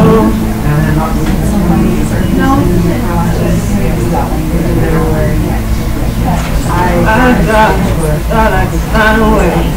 See the system, I can feel it, that's okay. Take it off, see myself, first, oh,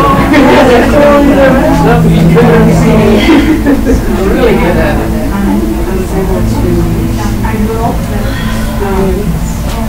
Don't pretend I am, don't you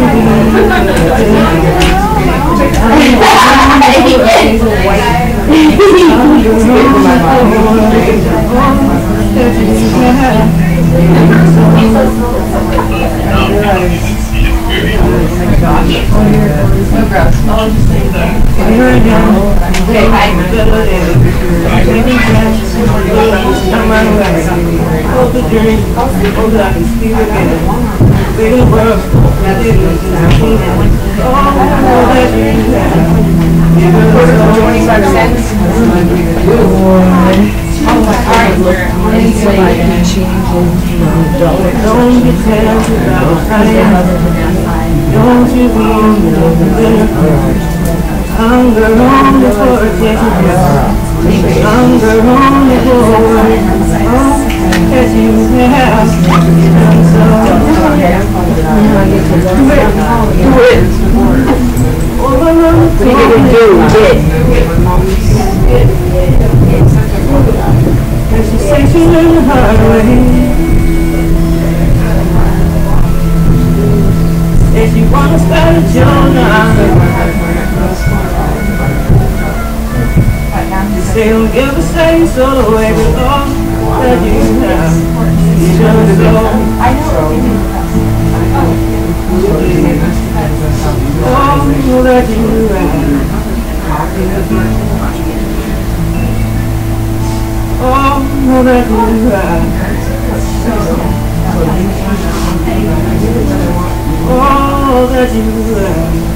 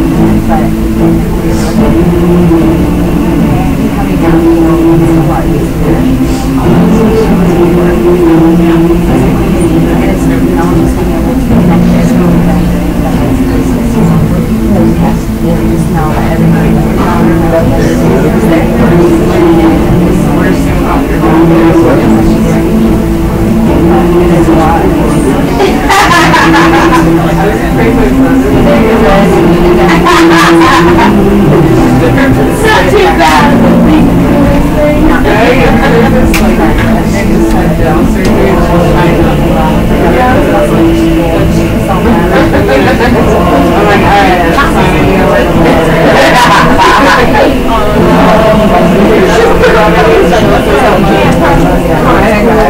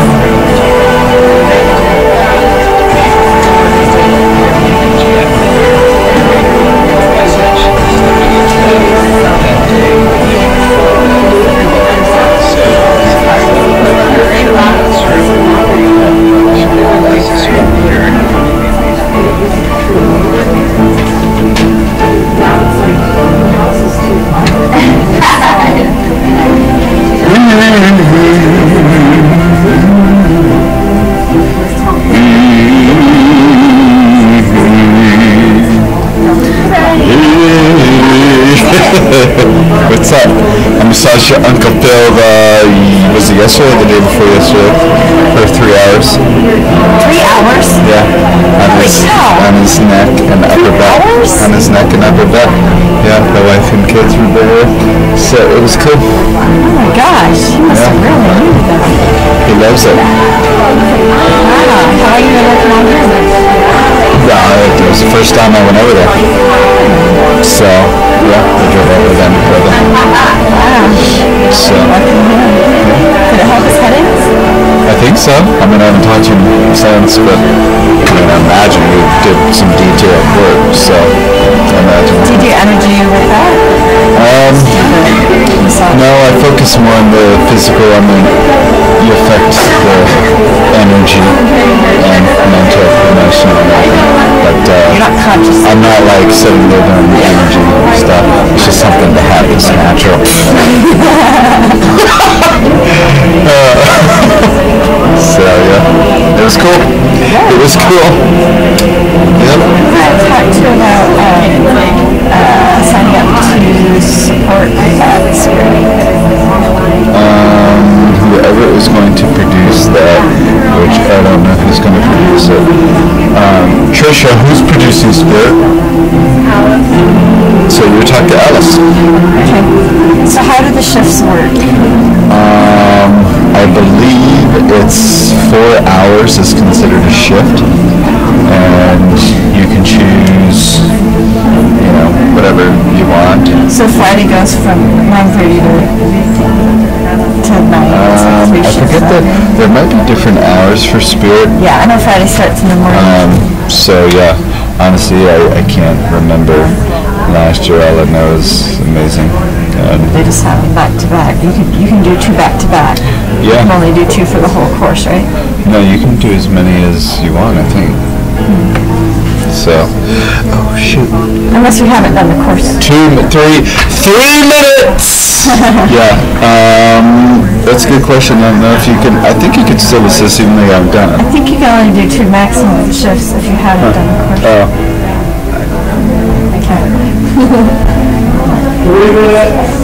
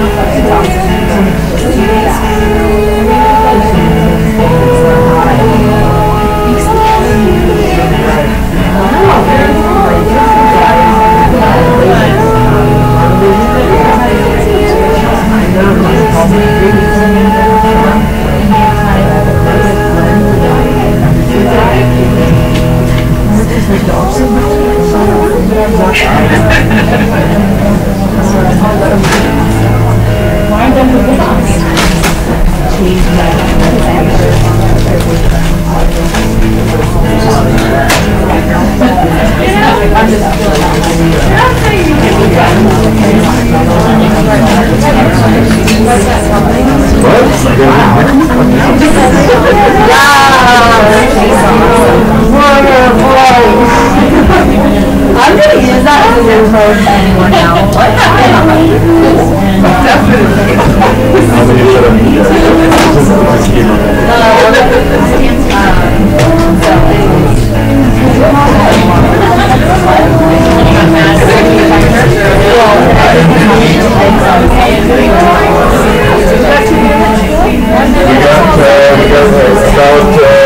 1 minute.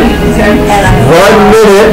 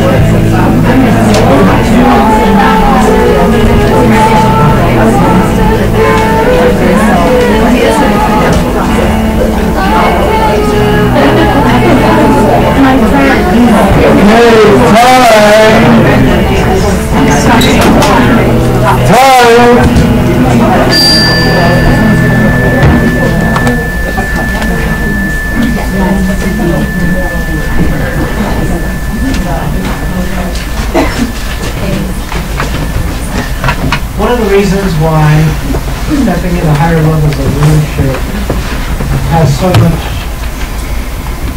greater ability to influence is because in order to do that, you have to get better at two things. You have to get better at seeing and listening. The better you get at those two things, your influence expands exponentially. So now I'll teach you how to know if your client's projects will result in either a blessing or a lesson. Now, I had a client who built 3 companies, one for 10 million, one for 30, one for 60. And our first session together was a 2-hour session. And in the first session, it became very obvious to me that he was headed for a 2x4 in the place. And he was telling himself, well, I'm not one of the owners of the company, I'm just an investor. But he invested millions and 2 years of his time. And I could tell that he was going to get whacked good.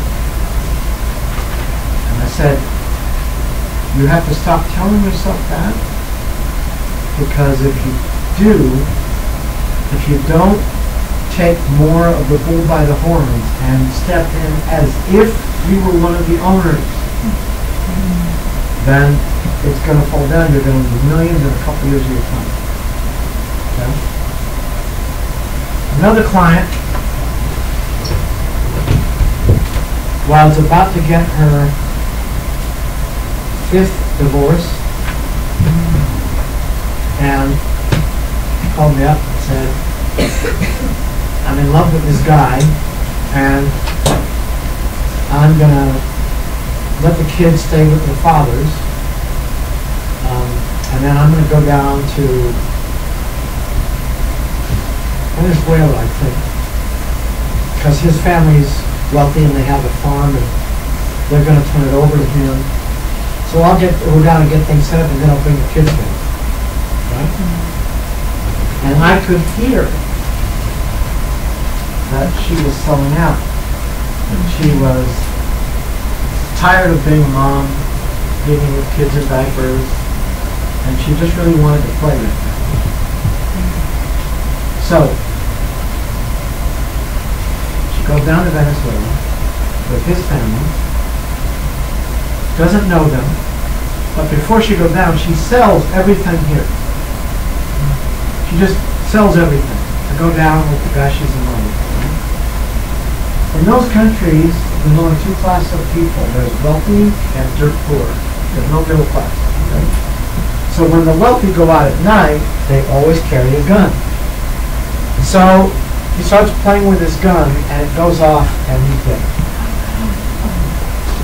Now, before she went down to Venezuela, because of what I'm telling you that I do, I could tell that she was selling out, and she was going to get whacked. Because she was selling out on her children. Now, I knew she was going to get whacked, but what I didn't know was how big she was going to get whacked. I couldn't have guessed that the universe would be that cool, you know. But the way I knew is what I want you to know. When I do this, what I do is I look through soul-reading eyes, or I listen through soul-reading ears. So you do your best to do that. And then you listen. Are they on track with their soul? Or are they off track with their soul? In my younger days, I had 2 different times, actually 3 different times. One of the guys was one of the guys who actually started the Heavy Leadership Center. Sorry, I'm getting messages. All of them. Those pesky spirits. And one of them was my buddy Mark Hughes, who started Herbalife. And I didn't realize it until years later that they were both asking me if I could save their soul. Subconsciously, that's what they were asking for. And I didn't get it at the time. I got it after. So what I do is I just listen. I can listen to any one of you. Talk about your project. The thing that you're into right now. The big thing that you're into. Whatever it is, doesn't matter. And I'll just listen. Are they on track? Are they really honoring the truth? Or are they fooling themselves and justifying why they're not living the dream and going on? You know what I mean? It's the path with the pain. You know what I mean? In the dream. To whatever degree you really believe that you're on track, you're getting a blessing. To the degree that you're selling out or betraying your truth, even if you think it's not that, but it really is, you're headed for a whack with a 2x4 in the face.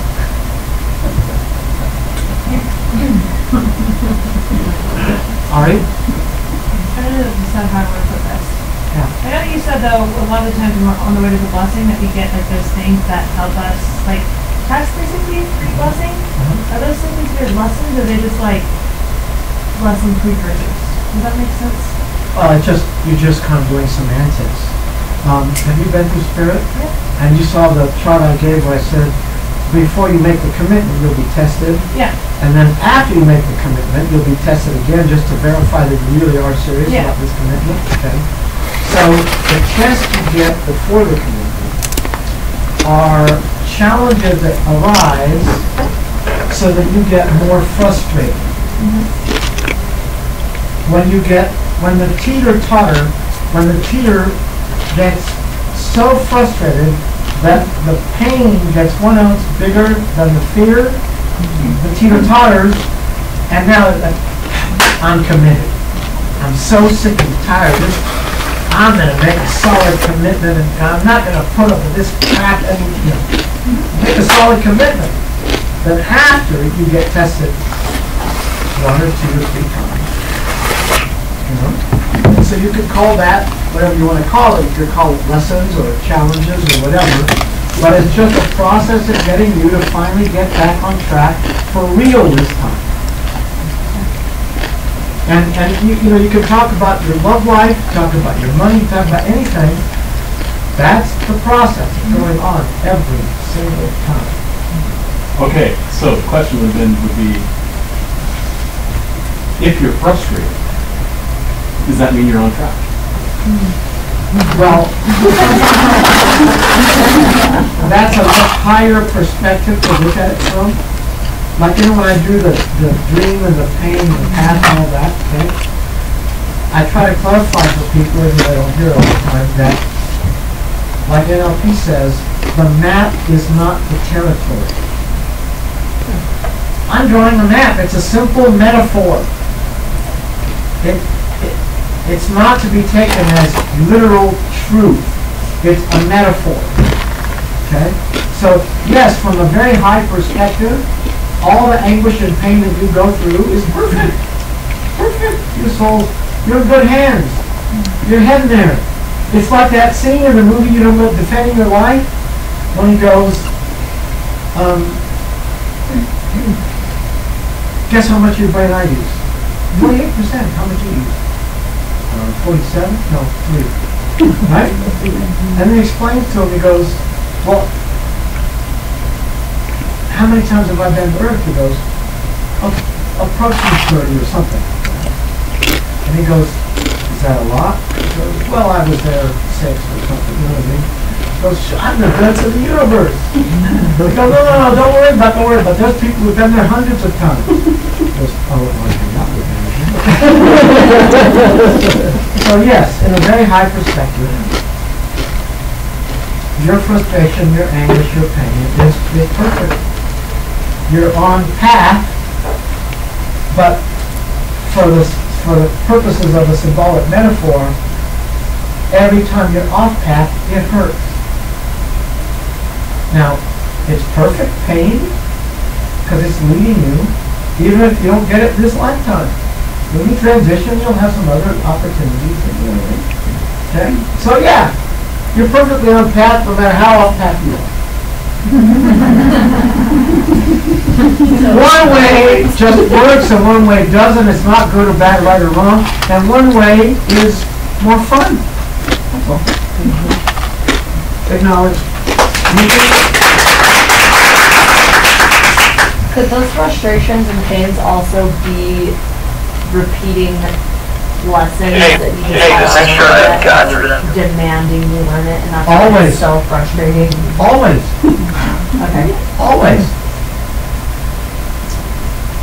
Sometimes when I'm really sick and tired of one of my old ways and I'm just done with it, I'll do, like I remember one time I did empowerment dialogue for like 3 months about every other day. You know what I mean? I was like so done. I was so sick and tired of things coming up and biting me in the ass again. You know what I mean? You know, there's been times like that. Matter of fact, on that particular incident, the next time I went to see Chantel, she said, oh, because of the process you've been through, you've got 2 new archangels, one's named Uriel and one's named Samuel. And Uriel wants me to give you a message. Because he wants me to say it just like you said. So she sits up and she goes, it's done. And I burst into tears.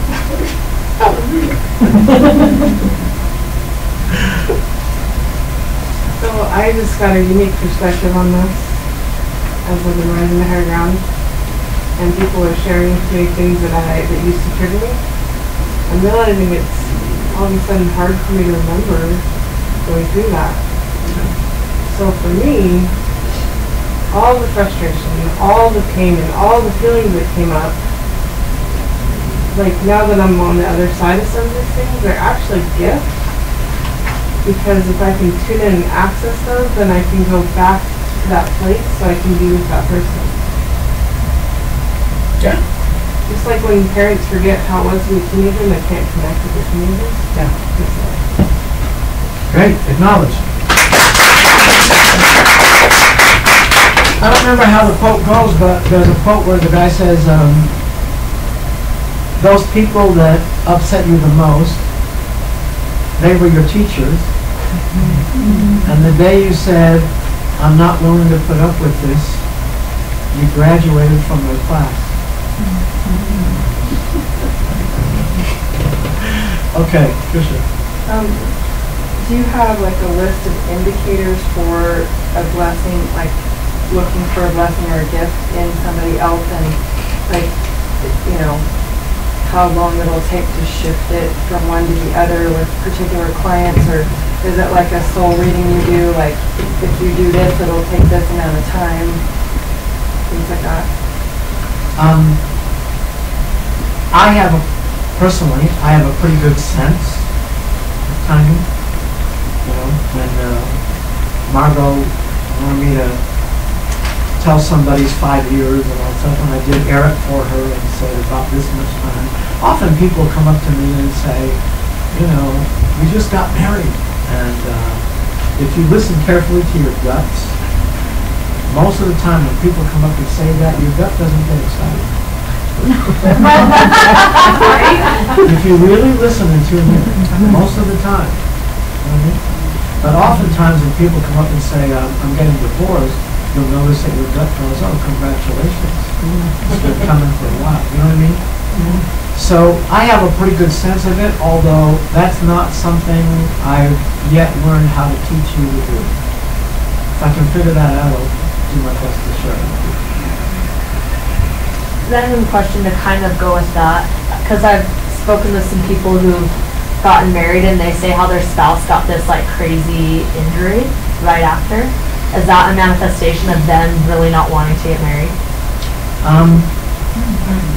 When people get married, the trouble with marriage is that there is so much subconscious anchors around marriage that as long as you don't actually like sign the papers or have a ceremony or whatever, you're really fine. Yeah.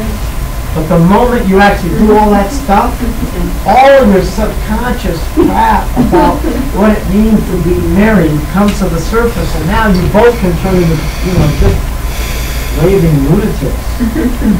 You know? So was that a don't get married recommendation? Sounds like it. I'm not saying don't get married. I'm saying be warned. If you're really interested in a higher spiritual ground, you just want to know that this is going to be one of the challenges that can really be an opportunity to lift you to higher ground. Okay? I was going to say, on the flip side of that, wouldn't that also be energy transfers at the moment of completion? Yes. Because you've been working for something and then it's like... Yes. It's kind of like saying that, on the chart that goes like higher ground, like that, right? That as you move to higher ground, you're strong enough now to bring things from subconscious. So the stuff that you bring to subconscious can now come up and be an opportunity. It just may, if you don't have skills, if you don't know how to take a time out with your emotional energy and actually use those skills to communicate, it can be quite challenging. Even though it's golden opportunity. Thank you. Acknowledgement. Okay, let me talk now about this program, the Advanced Leadership Program. The value, I'm hoping you get a sense that the value of the program is huge. Okay? But I want to make a strong point.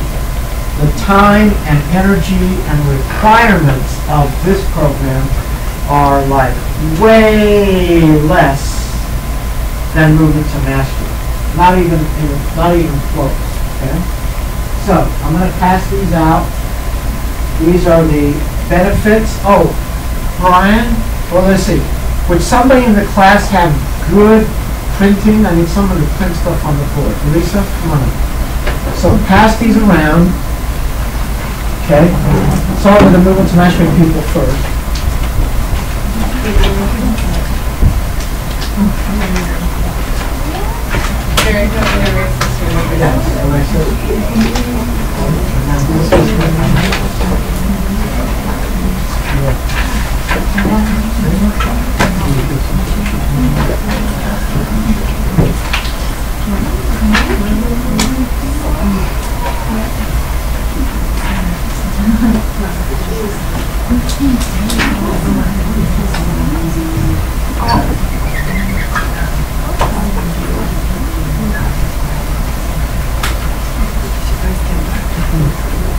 Okay. If there's extras and the movement, you can pass them to the back row. I have it. I don't think they do.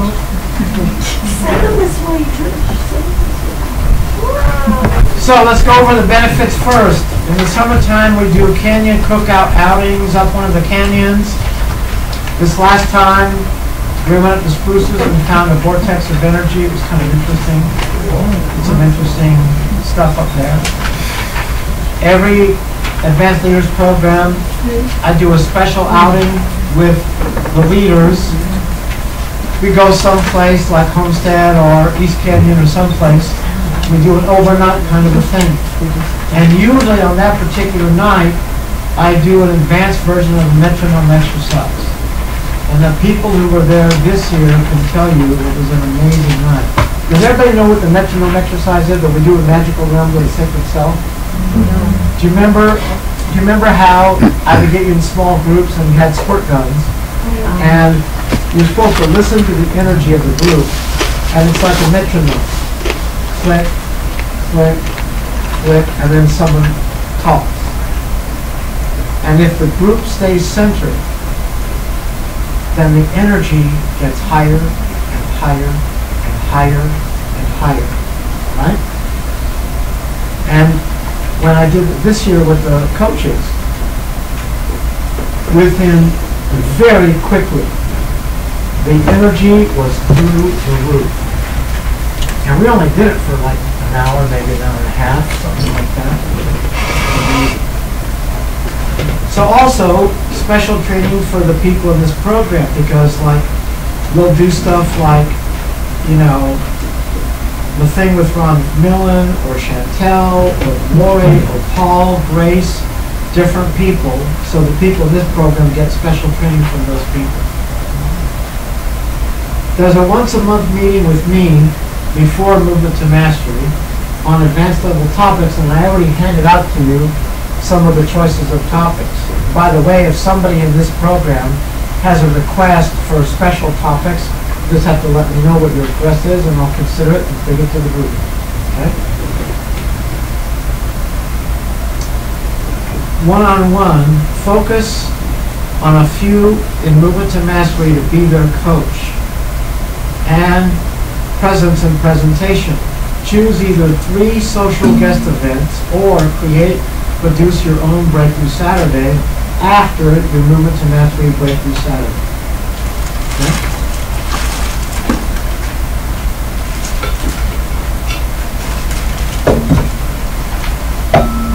Gary's individual feedback and coaching feedback and coaching from your peers. Participate in RLG workshops for free the year you are on the team, excluding the Awakening Law and Spirit, but for those courses, the people in this coaching program get the very best prices of anybody. Okay? The length of Movement to Mastery, you also get $2,000 of coupons that can be used for family and friends. For the length of Movement to Mastery, the coaches will get 2 one-hour coaching sessions from me or 4 half-hour coaching sessions from me. If somebody produces coaching certification, you get it for free. If somebody produces practice success, you get it for free. If somebody produces success beyond sales, which is a $1,500 course, you get it for free by being in this program. Okay? Any questions about that, what I've said so far? You say if someone produces it, like if someone volunteers to produce it, everybody else does it. In this program. Like on coaching certification, let's say that one of the producers, like Sam, decides she wants to see it happen, so she produces it, or one of you decides you want to see it happen, so you produce it, right? Then the people in this program get it for free. Other people will pay or get a small discount or something, you know what I'm saying? This program gets those for free. Now, requirements and costs for the Coaches Leaders Program. Okay? All of the items with an asterisk on the previous page. So if you look at the previous page and see all the items with an asterisk, those are required. Okay? Each person will be signed a role. If you haven't been a coach and moved to mastery, that will be you will be signed that role. Okay? If there's so many people on the team, they will rotate evenings according to how many people. So for example, this year there was 4 coaches, so 2 of them did the first meeting of the month, 2 of them did the second meeting of the month. Does that make sense? The Movement Mastery team will share the assistant. You divide up the Movement to Mastery evenings and weekends. Minimum is 1 to 2 shifts per Movement to Mastery weekend course, unless on the producer's team or paying more. Any questions about that? Tricia? You lost me at the rotate evening meetings. Okay? Like for example, this year there were 4 coaches, right? So there's about 2 meetings every month for Movement to Mastery, right? So 2 of them took the first meeting of the month, 2 of them took the second meeting of the month. To be at. Yeah, to be at. Right, to be there.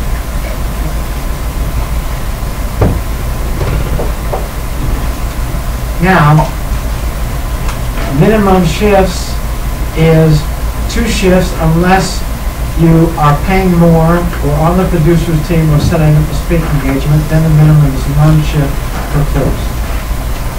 What do you mean by course? Movement to Mastery courses, like Blast Off, like Empowerment Dialogue, like Pinnacles of Presentation.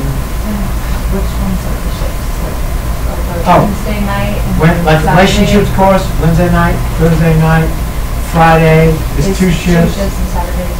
2 shifts. Right. So if you want to do just all day Friday, then that's your 2 shifts. Or depending on if you do one of the other things, you only have to do 1 shift. Okay? 8 hours. Yeah. 2 shifts. Yeah. Okay. Now brainstorm with me. When Carol led this program, it was $1,250 and I wasn't facilitating. And people felt great about the program. Okay? Now, how much should I charge for this program? Raise your hand. I'll call on you. How much should I charge for this program?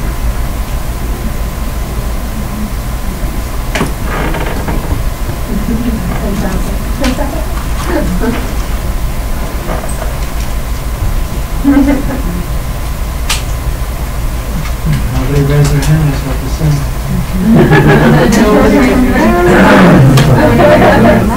You're a good singer, Gary. I was listening to you at the homecoming. You know, when I was in high school, I was a solo artist in my magical school. My favorite song was from West Side Story, you know?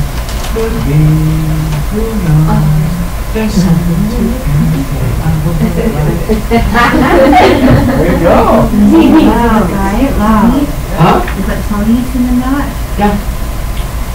Right before he meets Natalie. Yeah.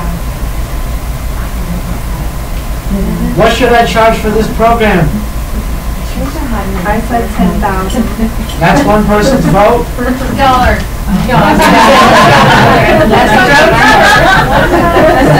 Guess again. What'd you say, Arlene? Actually, that's the current price, but I'm asking, what's your opinion of what I should be charging? I was just saying. That's the actual price. I'm asking you what you think I should be charging. I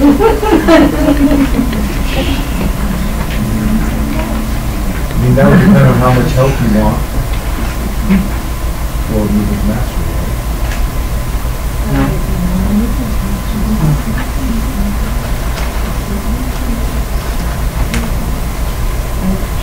So if movement mastery is like $6,800, Yeah. and this is kind of that, take it to the next level, but it's Right. lower commitment, so it's like Less time, less energy, less time, requirements. Yeah, less energy, less requirements. Right. 5 grand.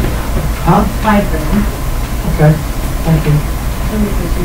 I would say 2. 2 grand. If it's half the commitment in movement mastery, maybe it's not 3. Or then, and it expounds on the skills.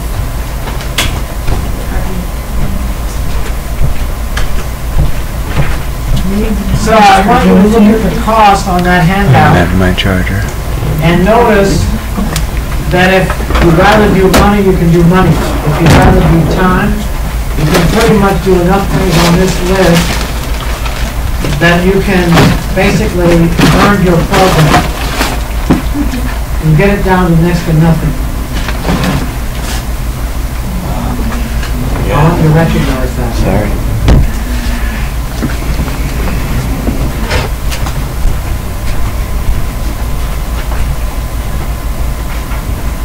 Any questions about how to get the price lower?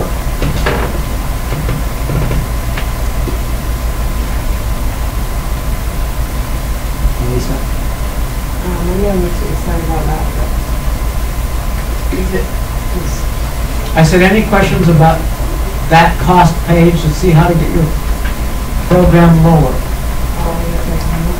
So if you do something on this list, that's how much you take off the Yeah. total? Yeah, Not, that's not the total. right. It's $16.97, unless you sign up tonight, then you get a $200 discount. And if you do those things, you get that much off the price. Emily? So is this something that we need to actually go through movement first to do? You've got 2 choices. You can either go through movement to mastery first, or depending on if you feel like you can handle the time and energy, then you can do them both simultaneously. but that's something I would think very seriously about. Because movement to mastery in itself is quite a big commitment from the American. This is not. This is a pretty light program. I'm just saying, that's a possibility. Like especially for Carol or Michelle, who've been through a version of movement to mastery before, they could consider that. Because when they're a reviewer, they pretty much design their own program. If they've already been through it before. Like Alice last year. Alice asked me if I thought she should be moving to mastery again. I said, I think it would be great for you. And if you want, you can do both programs. So she did both programs. And she made it work easily. She had to drive from southern Utah every time she came to a workshop. Okay? Vanessa. So what does this mean, coaches and Movement to mastery.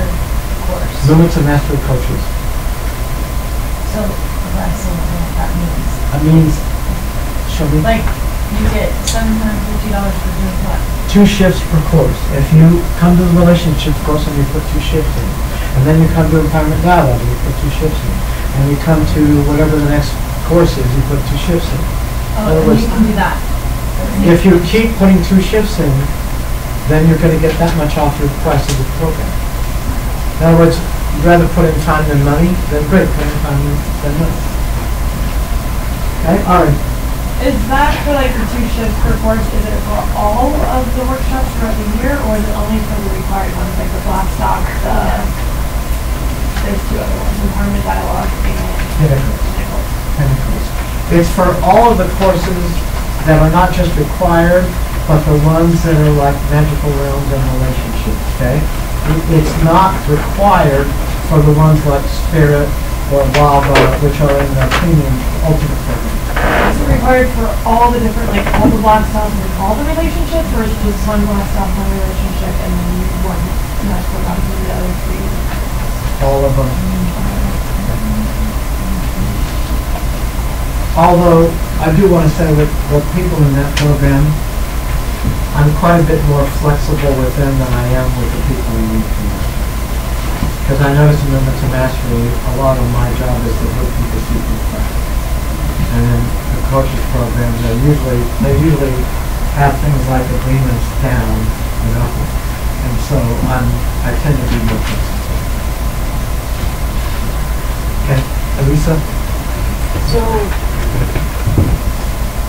2 shifts per course, so that's like all 4 relationships courses and every workshop produced during that time? And how much do you have to have? Although again, I want to say, like for example, let's say you've assisted at 2 relationships courses, and you call me up and say, this is the thing I really want to do, and I go, yeah, that's fine, don't worry about it. I'm just more flexible with that program. Oh, I have a second part. Yeah.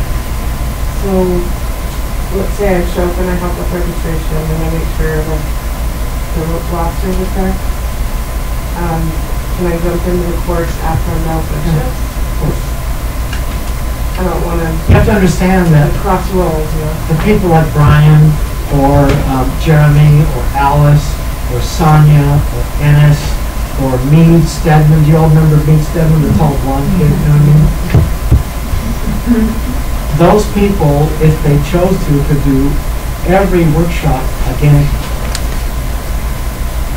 They can do, they can assist at one of the relationship courses and just do it the second time, or do Pinnacles again, or do Blast Off again. Matter of fact, for the coaches, I actually recommend that they take one of the Blast Offs and do it again, so that they get solid about what this year's program for them, because they're going to design their own program. In the coach program, you really design your own program. You decide what's the dream, what's the vision, what's the goal, what's the support object.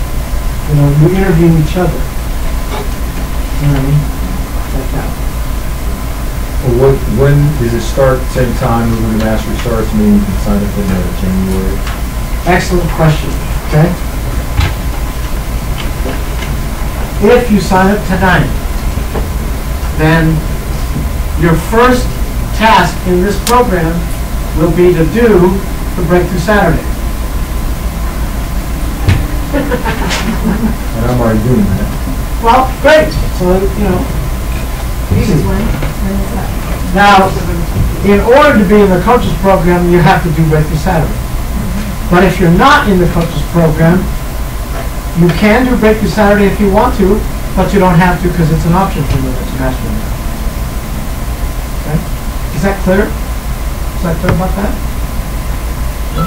So Breakthrough Saturday is an option unless you're in the Movement to Mastery Coaches program. Then sometime around November, we will get the coaches together. As a matter of fact, I'll let you join the next coaches meeting that we have with Brian and Jeremy and those guys, so you can get a sense of what it's like, right?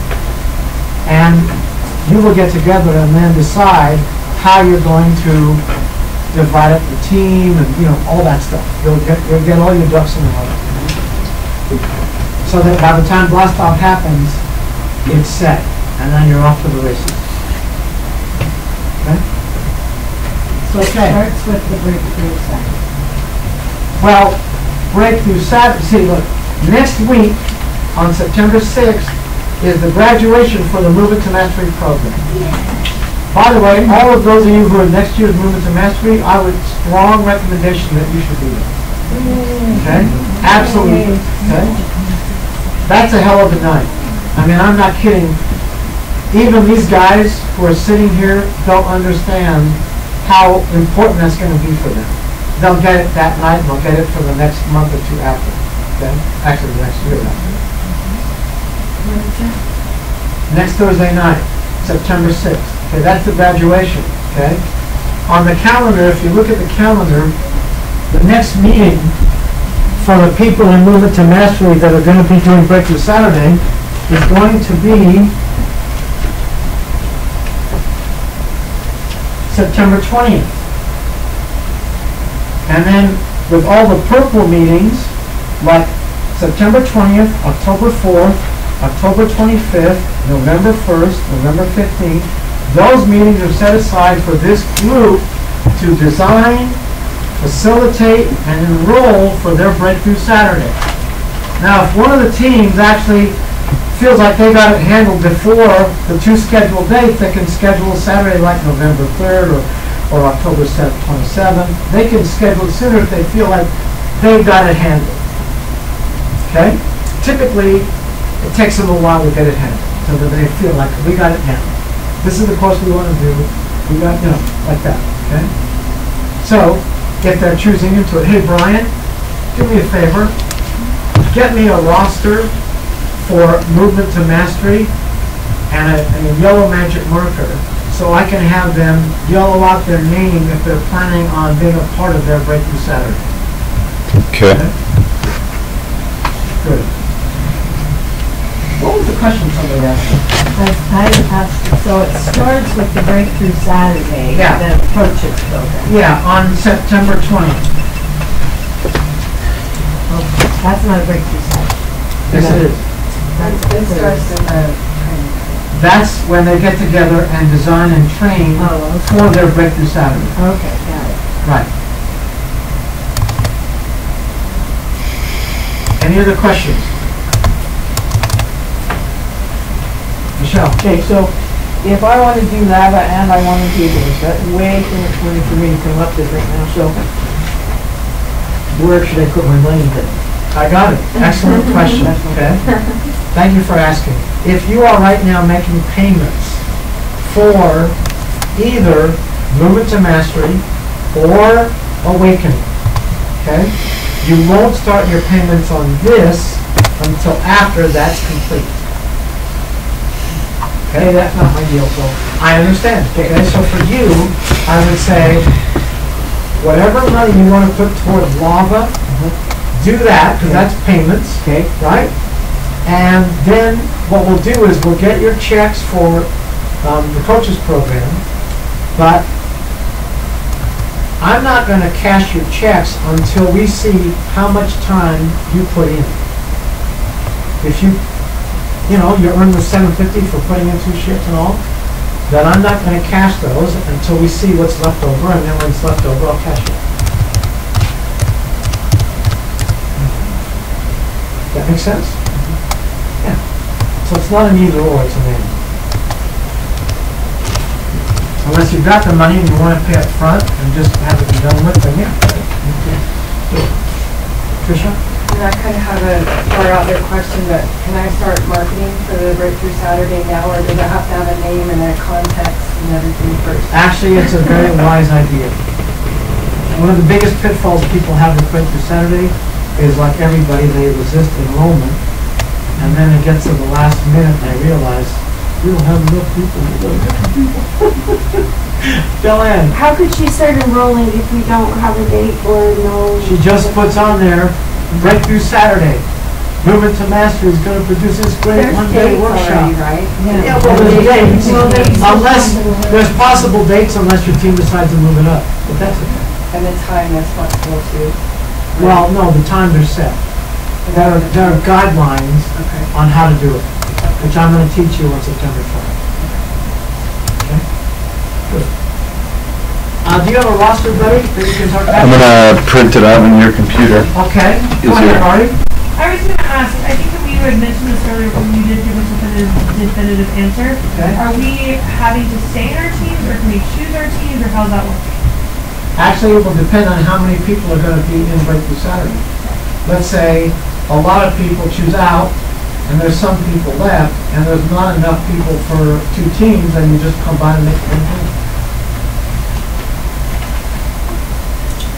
I mean, if you prefer to stay with your current team, then I would say if there's enough people on the team, like let's say that you have 4 people in your team that are still left, and you feel like you can do it, okay, up to you.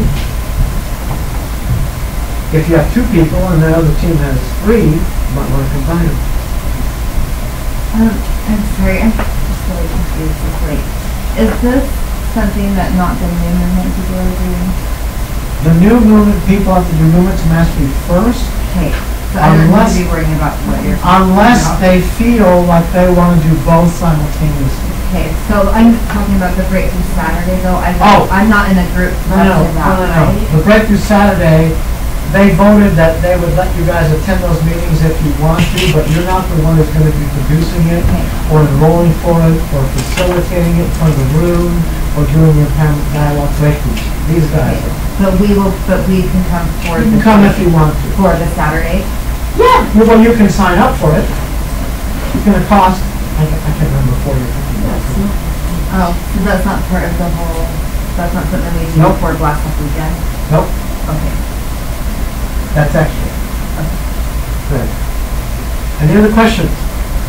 I do have a question. Carol. So, for people that are long distance, is it possible to participate or to watch videos of those meetings, preparing for?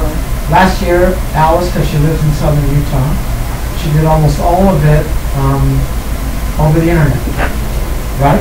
Yeah. Or when we had our meetings before Movement to Mastery, she would have somebody call on the phone, and she'd be with us on the phone. You know what I'm saying? Like that. But for people in Movement to Mastery, if they're out of state, they get 2 years to complete the requirements, not 1 year. If they're out of state. Yes. And typically what they do is they do Last Out, Empowerment Dialogue, and Pinnacles. Then the next year they do the other workshops, whatever they want to do. Okay?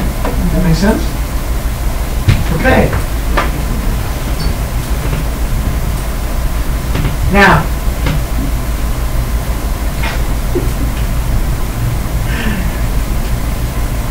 I'll make some examples and then I'll see if somebody wants feedback. Okay?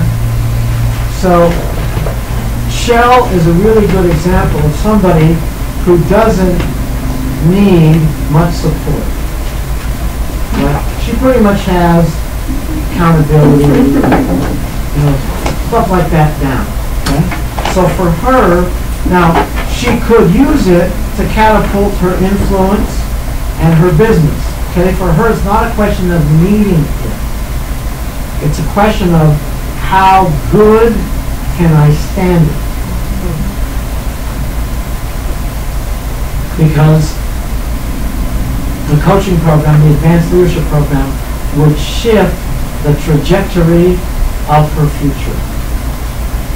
Now you have to imagine if the trajectory shifts that much, then what's the difference by the time it goes 2 or 3 or 4 or 5 or 6 years? It's quite a difference. Okay? It shifts the trajectory of the future. Now, raise your hand if you feel like you've had quite a bit of trouble or challenge with keeping agreements. Who more than once or twice or many times has had one of the coaches had to call you to see if you were coming to the meeting? Raise your hand.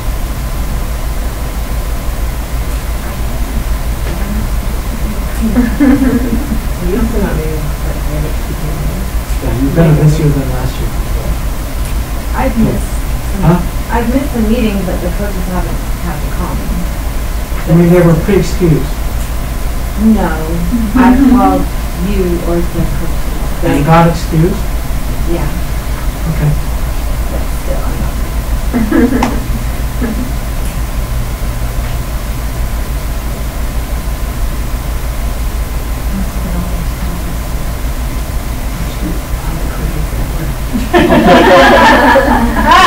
So raise your hand if you want feedback in coaching, and in order to get it, I need you to give me one sentence about the dream or the vision or the goal for this next year, and then I will go through that filter. Okay? So, you guys are in Movement to Mastery, right? Next year. Yes. Okay? I'm going to go first with people who are in Movement to Mastery this year. Then if I have time, I'll come back to you. Okay? Give me one sentence about your dream or goal. Vanessa? My online business and movement meditation.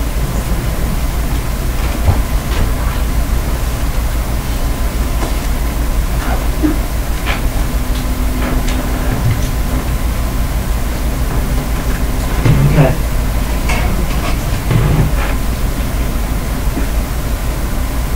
If I wanted to catapult that business to its potential, okay, what I would have you focus on, which you could focus on in the advanced leadership program, I would have you focus on 2 things. To keep going in the direction that you've been going when it comes to judgments. Like before you did Movement to Mastery, you were a lot more judgmental than you are now. You've gotten less and less judgmental. Does that make sense? That's true. Yeah. Okay?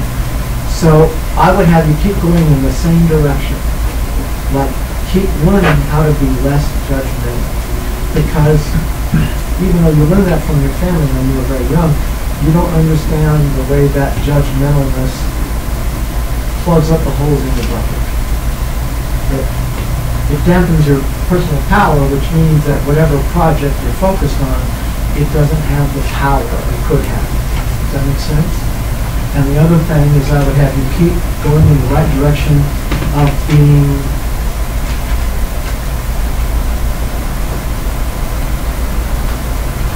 less tight and more free. What was your pinnacle of presentation prelude? You ain't nothing but a hound dog.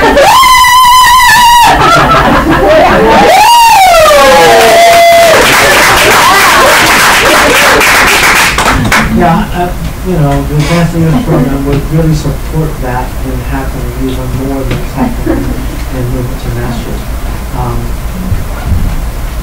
I mean, the best example of why I'm so proud of you this year is because when you did 30 days of peak performance, you all remember how different she was when she came back to class after that stretch that she did? So just imagine that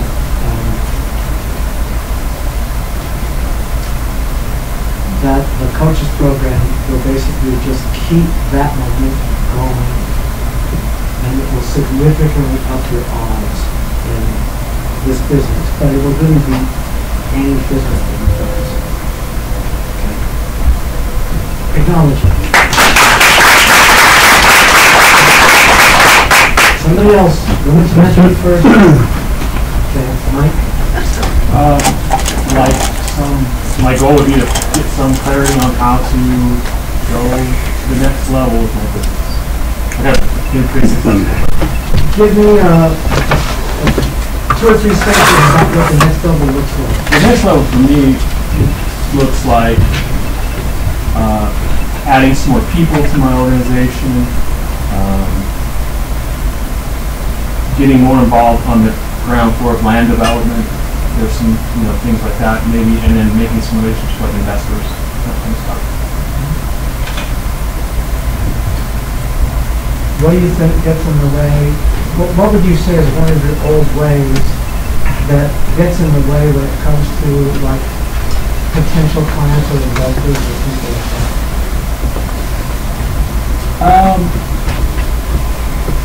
Some of it is comfort. Like, some of it's like I have a way I've been doing things, and I'm pretty comfortable. So I think some of it is like, do I really want to stretch, or do I just want to keep being comfortable? Right. So basically, you're hitting the nail on the head.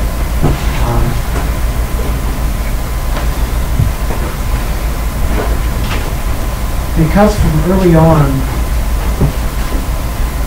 comfort was so important to you, then your physical system, your physiology and your presence and all that kind of communicated being bound up or cautious, whatever, you know what I'm saying? And it's not that you want to do that, it's not that you need to do that, it's like Jeremy, you've been toned down enough. It's that your system is kind of like anchored in to that comfort. And several times in Room to Mastery, I've seen you really come out and be lively and rambunctious, and when you're like that, everybody's tail's wag. I mean, they can't even get enough. But you are innately so beautiful and so adorable that anything we can do to keep accelerating that is going to let you have a lot more success in terms of investors or clients or any of that. It will make a significant difference. Matter of fact, don't take this wrong. Oh, here, let's pass this around. If you're planning on doing the Breakthrough Saturday as a Movement to Mastery person, I want you to yellow out your name so I can see who's looking at being in and who's not looking at being in. Okay, just pass it down when you yellow it out. What was I saying? Yeah, tell me something that I was not in my life. Don't take this wrong. Don't take this wrong.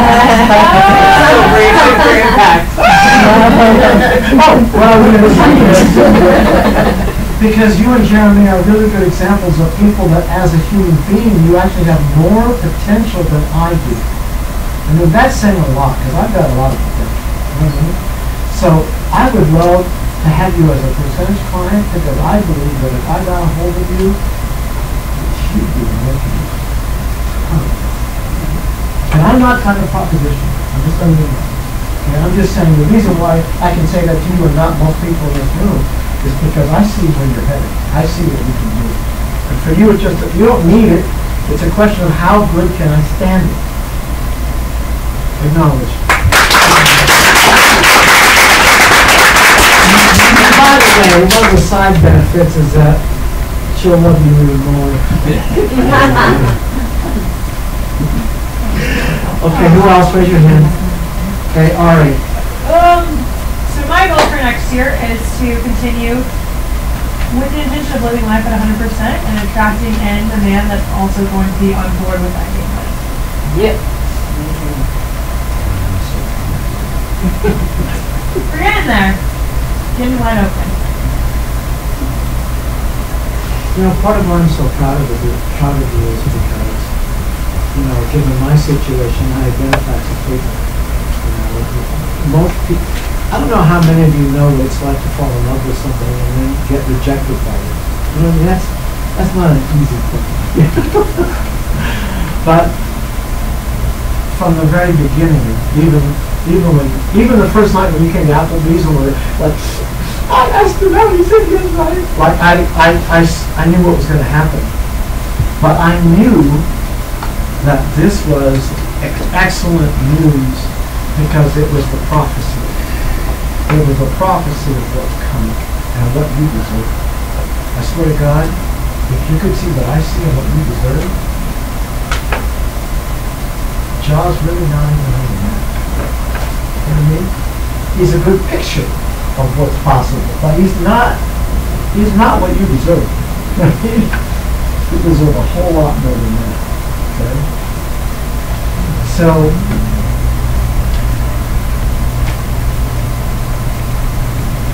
you know, I don't think it was possible for you to take it seriously what I said about smiling. Okay? Just like, I don't know how long Amy Stratton had to practice smiling before she really got it, how much that affected.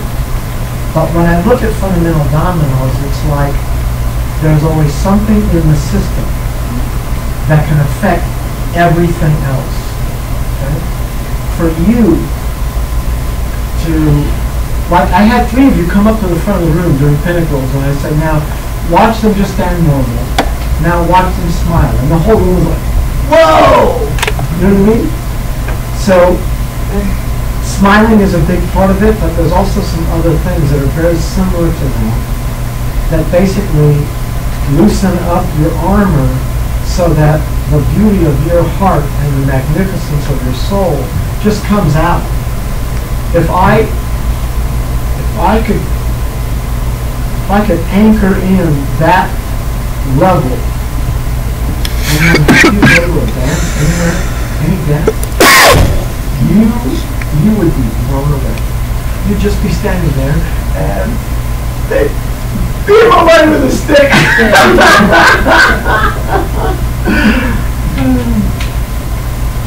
Thank you. It's acknowledged.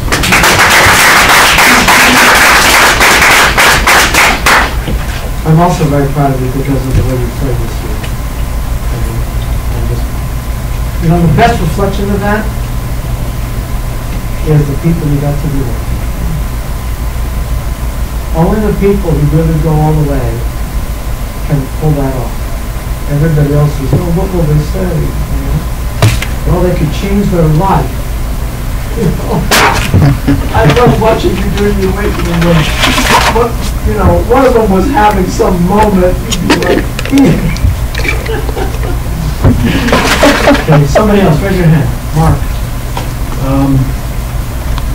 Launching new businesses that will change my career path and create financial freedom. Become a facilitator and somebody that helps people get out of their own way. That's the idea.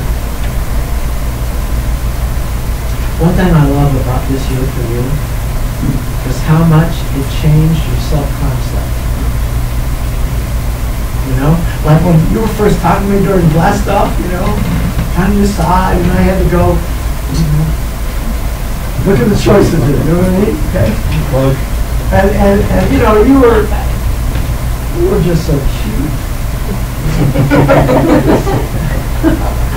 You're like this giant of a man, this giant of a person. It's funny because most of the women really see it. And you don't see it. Like, you get glimpses of it. Sometimes you see it. Sometimes you even feel it. You're like, man, I'm a lot. Okay? But the women see it.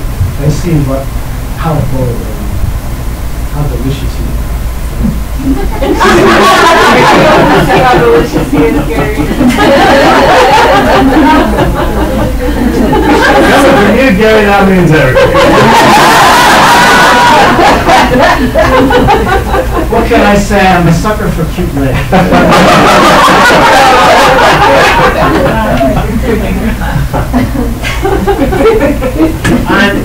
Part of the reason I so selfishly would like you to be in the program is because you're the kind of person that I want to groom.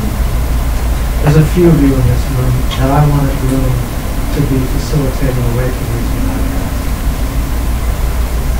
And it if you just keep doing what you've been doing, learning how to jump, it won't be long before you're like Brian or Jeremy being coached by me on how to facilitate these shots, taking it because you're in the world. Just keep learning how to loosen up, how to jump, and how to be brave. Acknowledge.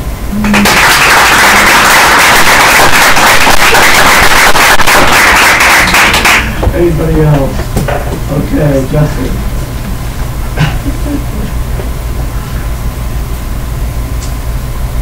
You want me to wait? Yeah, just a sentence about dream, vision, goal. I'm still just going with the higher vision because I'm still not positive outside of wanting the money to do whatever I want and perfect love life. Yeah. That's it. That's it. Not at all, Gary.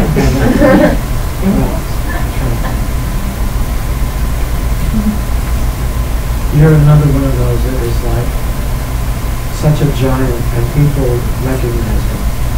You know that woman the other night at Mark's party that was sitting next to you? Mm-hmm. Right? I mean, I know she has a boyfriend, but she was so enamored by him. Like, I wasn't sure of any moment, right there on the table, she was just going to jump you. And it's, I mean, you know, of course you're good looking, but it's not that. It's that they see your spirit. They see how huge you are and what kind of radiance you have as a man, as a human being. Okay? And the only reason why you don't get it at the level you should is because you need to really dedicate yourself and focusing on your integrity. You need to keep looking. Matter of fact, spirit is looking just these guys know because they did it last year, right? It's like, oh yeah, you did it last year too, huh? But, I mean, that's going to be so huge for him. Keep looking to see, what did I make a mess and what do I need to clean it up so I can plug that hole in the bucket. I'm not kidding. A year from now, you could be exploding. I hope I'm exploding before then. Well, you're on your way. You've done great this year. You've come a hell of a long way. You're doing fantastic. I'm just saying, if you keep the trajectory going, it's gonna be more momentum than this year, like significantly more momentum.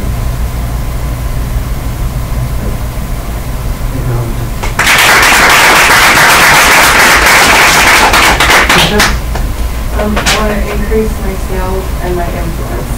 Good. And whatever's beyond sales when you're successful. Got it. In the program, I want to do two things with you. I want to give you a way to ask everybody in the program and your Movement to Masteries how to coach you so that when it doesn't work, they can sweetly, lovingly coach you on how to make it work. In other words, my goal for you is a little ways down the road, every time you open your mouth, every tail wags. That's my goal for you. And I know you're ready, you've been ready for a while to get the kind of feedback and coaching that can help you to do that, because I think we really see what's waiting for you. And you can be extremely successful. Another big piece of that is I've got to get you to really understand what it means to be in your body, be centered and grounded, and not let your emotions be your decisions. Big distinction. Acknowledge. Anybody else in Movement to Mastery? I'll come back to you guys as soon as I'm done with Movement to Mastery people. Michelle? Mine would be to working on building a business, but as part of doing that, having creation and flow and having creative outlets and innovate, ideas and things. Yeah. Do you know, do you know what that looks like to be your kind of creative? Yeah. You do that now. I do that now. And you're good at it. For myself. You just want to accelerate the pace or the level of what you do.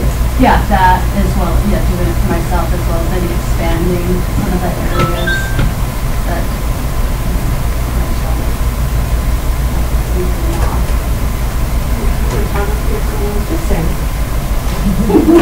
One thing I love about your show is that when I speak, when I'm teaching, I see the levels at which people get what I'm saying. Right? You know, not everybody gets it the same way. But what I love about you is that when I talk from the highest level, you're right with me. I mean, that slideshow wasn't just brilliant. What it communicated was the highest confidence. That's who you are. You're like my soul partner in heaven on earth, in my highest purpose. You get it. Right? So,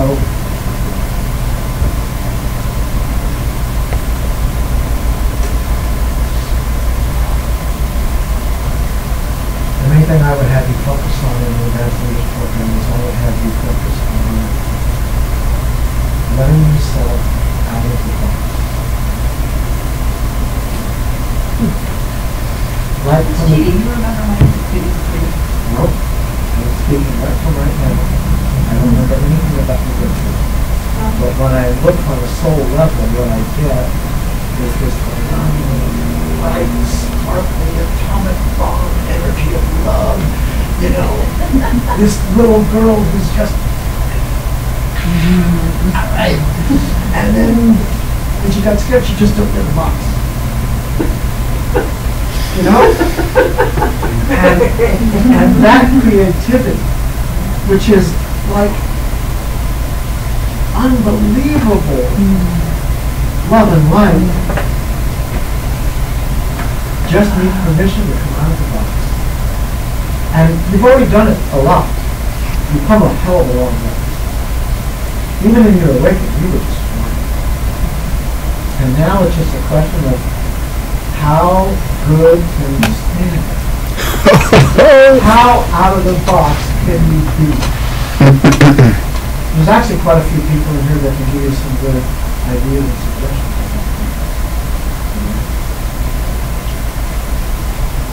And again, part of my selfish reason for wanting you in this program is because, again, you're one of those people that I would love to see facilitating the awakening.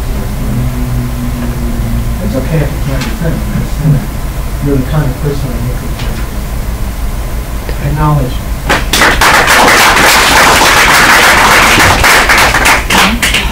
Last one. Elisa. You were looking, give me the sentence. Give me your sentence for what you want. Okay. So, I'm finally ready to dive in and take on a leadership role. Like for real, dude. And I see myself creating a social media presence, taking my place among kind of like the elite royalty of the planet because of my family's lineage and being the granddaughter of the first Disney animator. I want to take on the role of telling his story and giving him credit for his work and expanding upon my creative talents and being able to bless everyone's house. Good. Good. So, from the time you were first in my work till now, your soul has been kind of like climbing out of a hole. You know what I mean? Like challenge after challenge after challenge after challenge after challenge. And what you haven't yet known, or maybe you're a little conscious of it, is that the reason why you create these challenges, like, you know, a good tragedy queen should, is because it wasn't safe yet to just show up and shine. But you're getting safer. And you're getting safer. And beginning to know that, you know what, I don't think I really need all the drama. I think I can be here. Right? So there will be very specific skills that you can focus on, like bottom lining it, which I've seen you have some real success with. Right? So stepping into being a leader will really support you. It will really help you feel safe and have permission to really just feel like it's okay. And one of the side notes that will happen within a year or two is that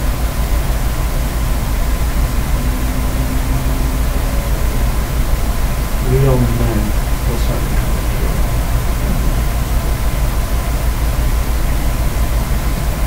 Technology.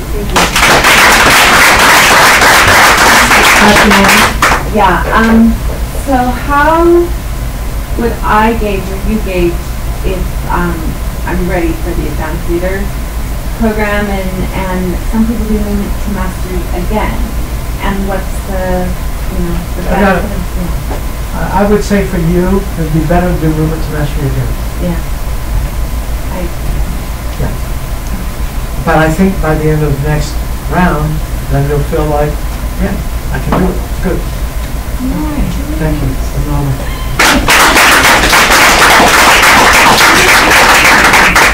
So, I'm going to pass around the agreements, and if you think you're ready to make a decision tonight, which nobody has to do, but the incentive is it saves you $200. If you decide you're ready, just raise your hand. Oh, you know what, Brian, why don't you do me a favor, buddy, and just help me pass these out. By the way, for the people in the back row who didn't get a chance to let me do this with you, don't worry, I'll do it with you on the sideline sometime if you want, okay? Okay. Pass those out. Raise your hand if you think you know you're ready to. I already gave you a contract, didn't I? Okay.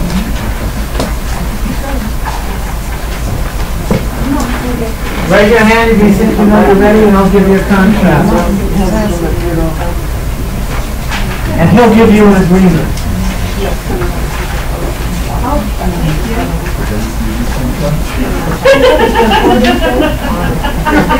Did you see it? Well, they can see it. They don't need one unless they're going to be in an agreement. Give one to Shelley. Yeah. Ryan, give one to Shelley. We have this. Oh, you did?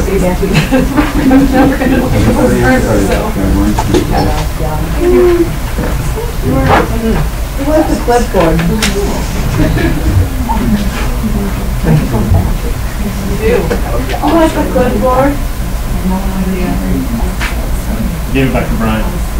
Brian, do you have the clipboard? Yes, it's right back It there. didn't come to this though. Oh, it didn't? I want it. She's not in movement to mastery, so you don't need to yell it out. I'm just saying, you can still be there at the meeting. I'm just saying, I need to know from these people. Oh, these guys. Yeah. Okay.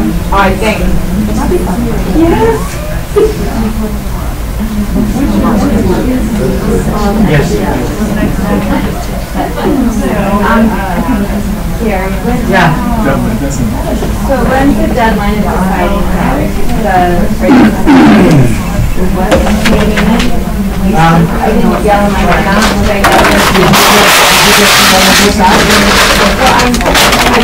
I know I'm not sure, but I'm interested. Well, you have to know before September. Okay.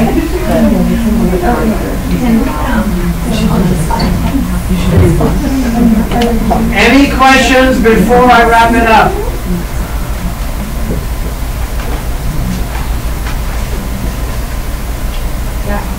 Yeah, Vanessa. Number 11 says on the agreements, this team is responsible for logistics for movement to mastery graduation. What is that? When is that for next year?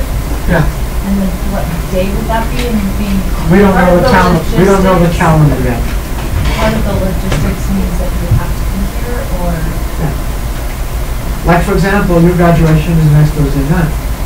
So Jeremy and Brian and Karen or Alice are going to be in charge of making sure that we have the candles, and we have the roses, and we have the certificates with the name on it.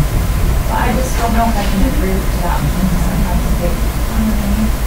Don't worry about it. When I get the calendar together and you get a date, if it's already something that's prior excused, then don't, then I'll excuse you. I'm just saying, if it works and it's not like, it's just a wedding or something, then you guys are in charge of it. Any other questions? You want all the initials filled in also? Yes.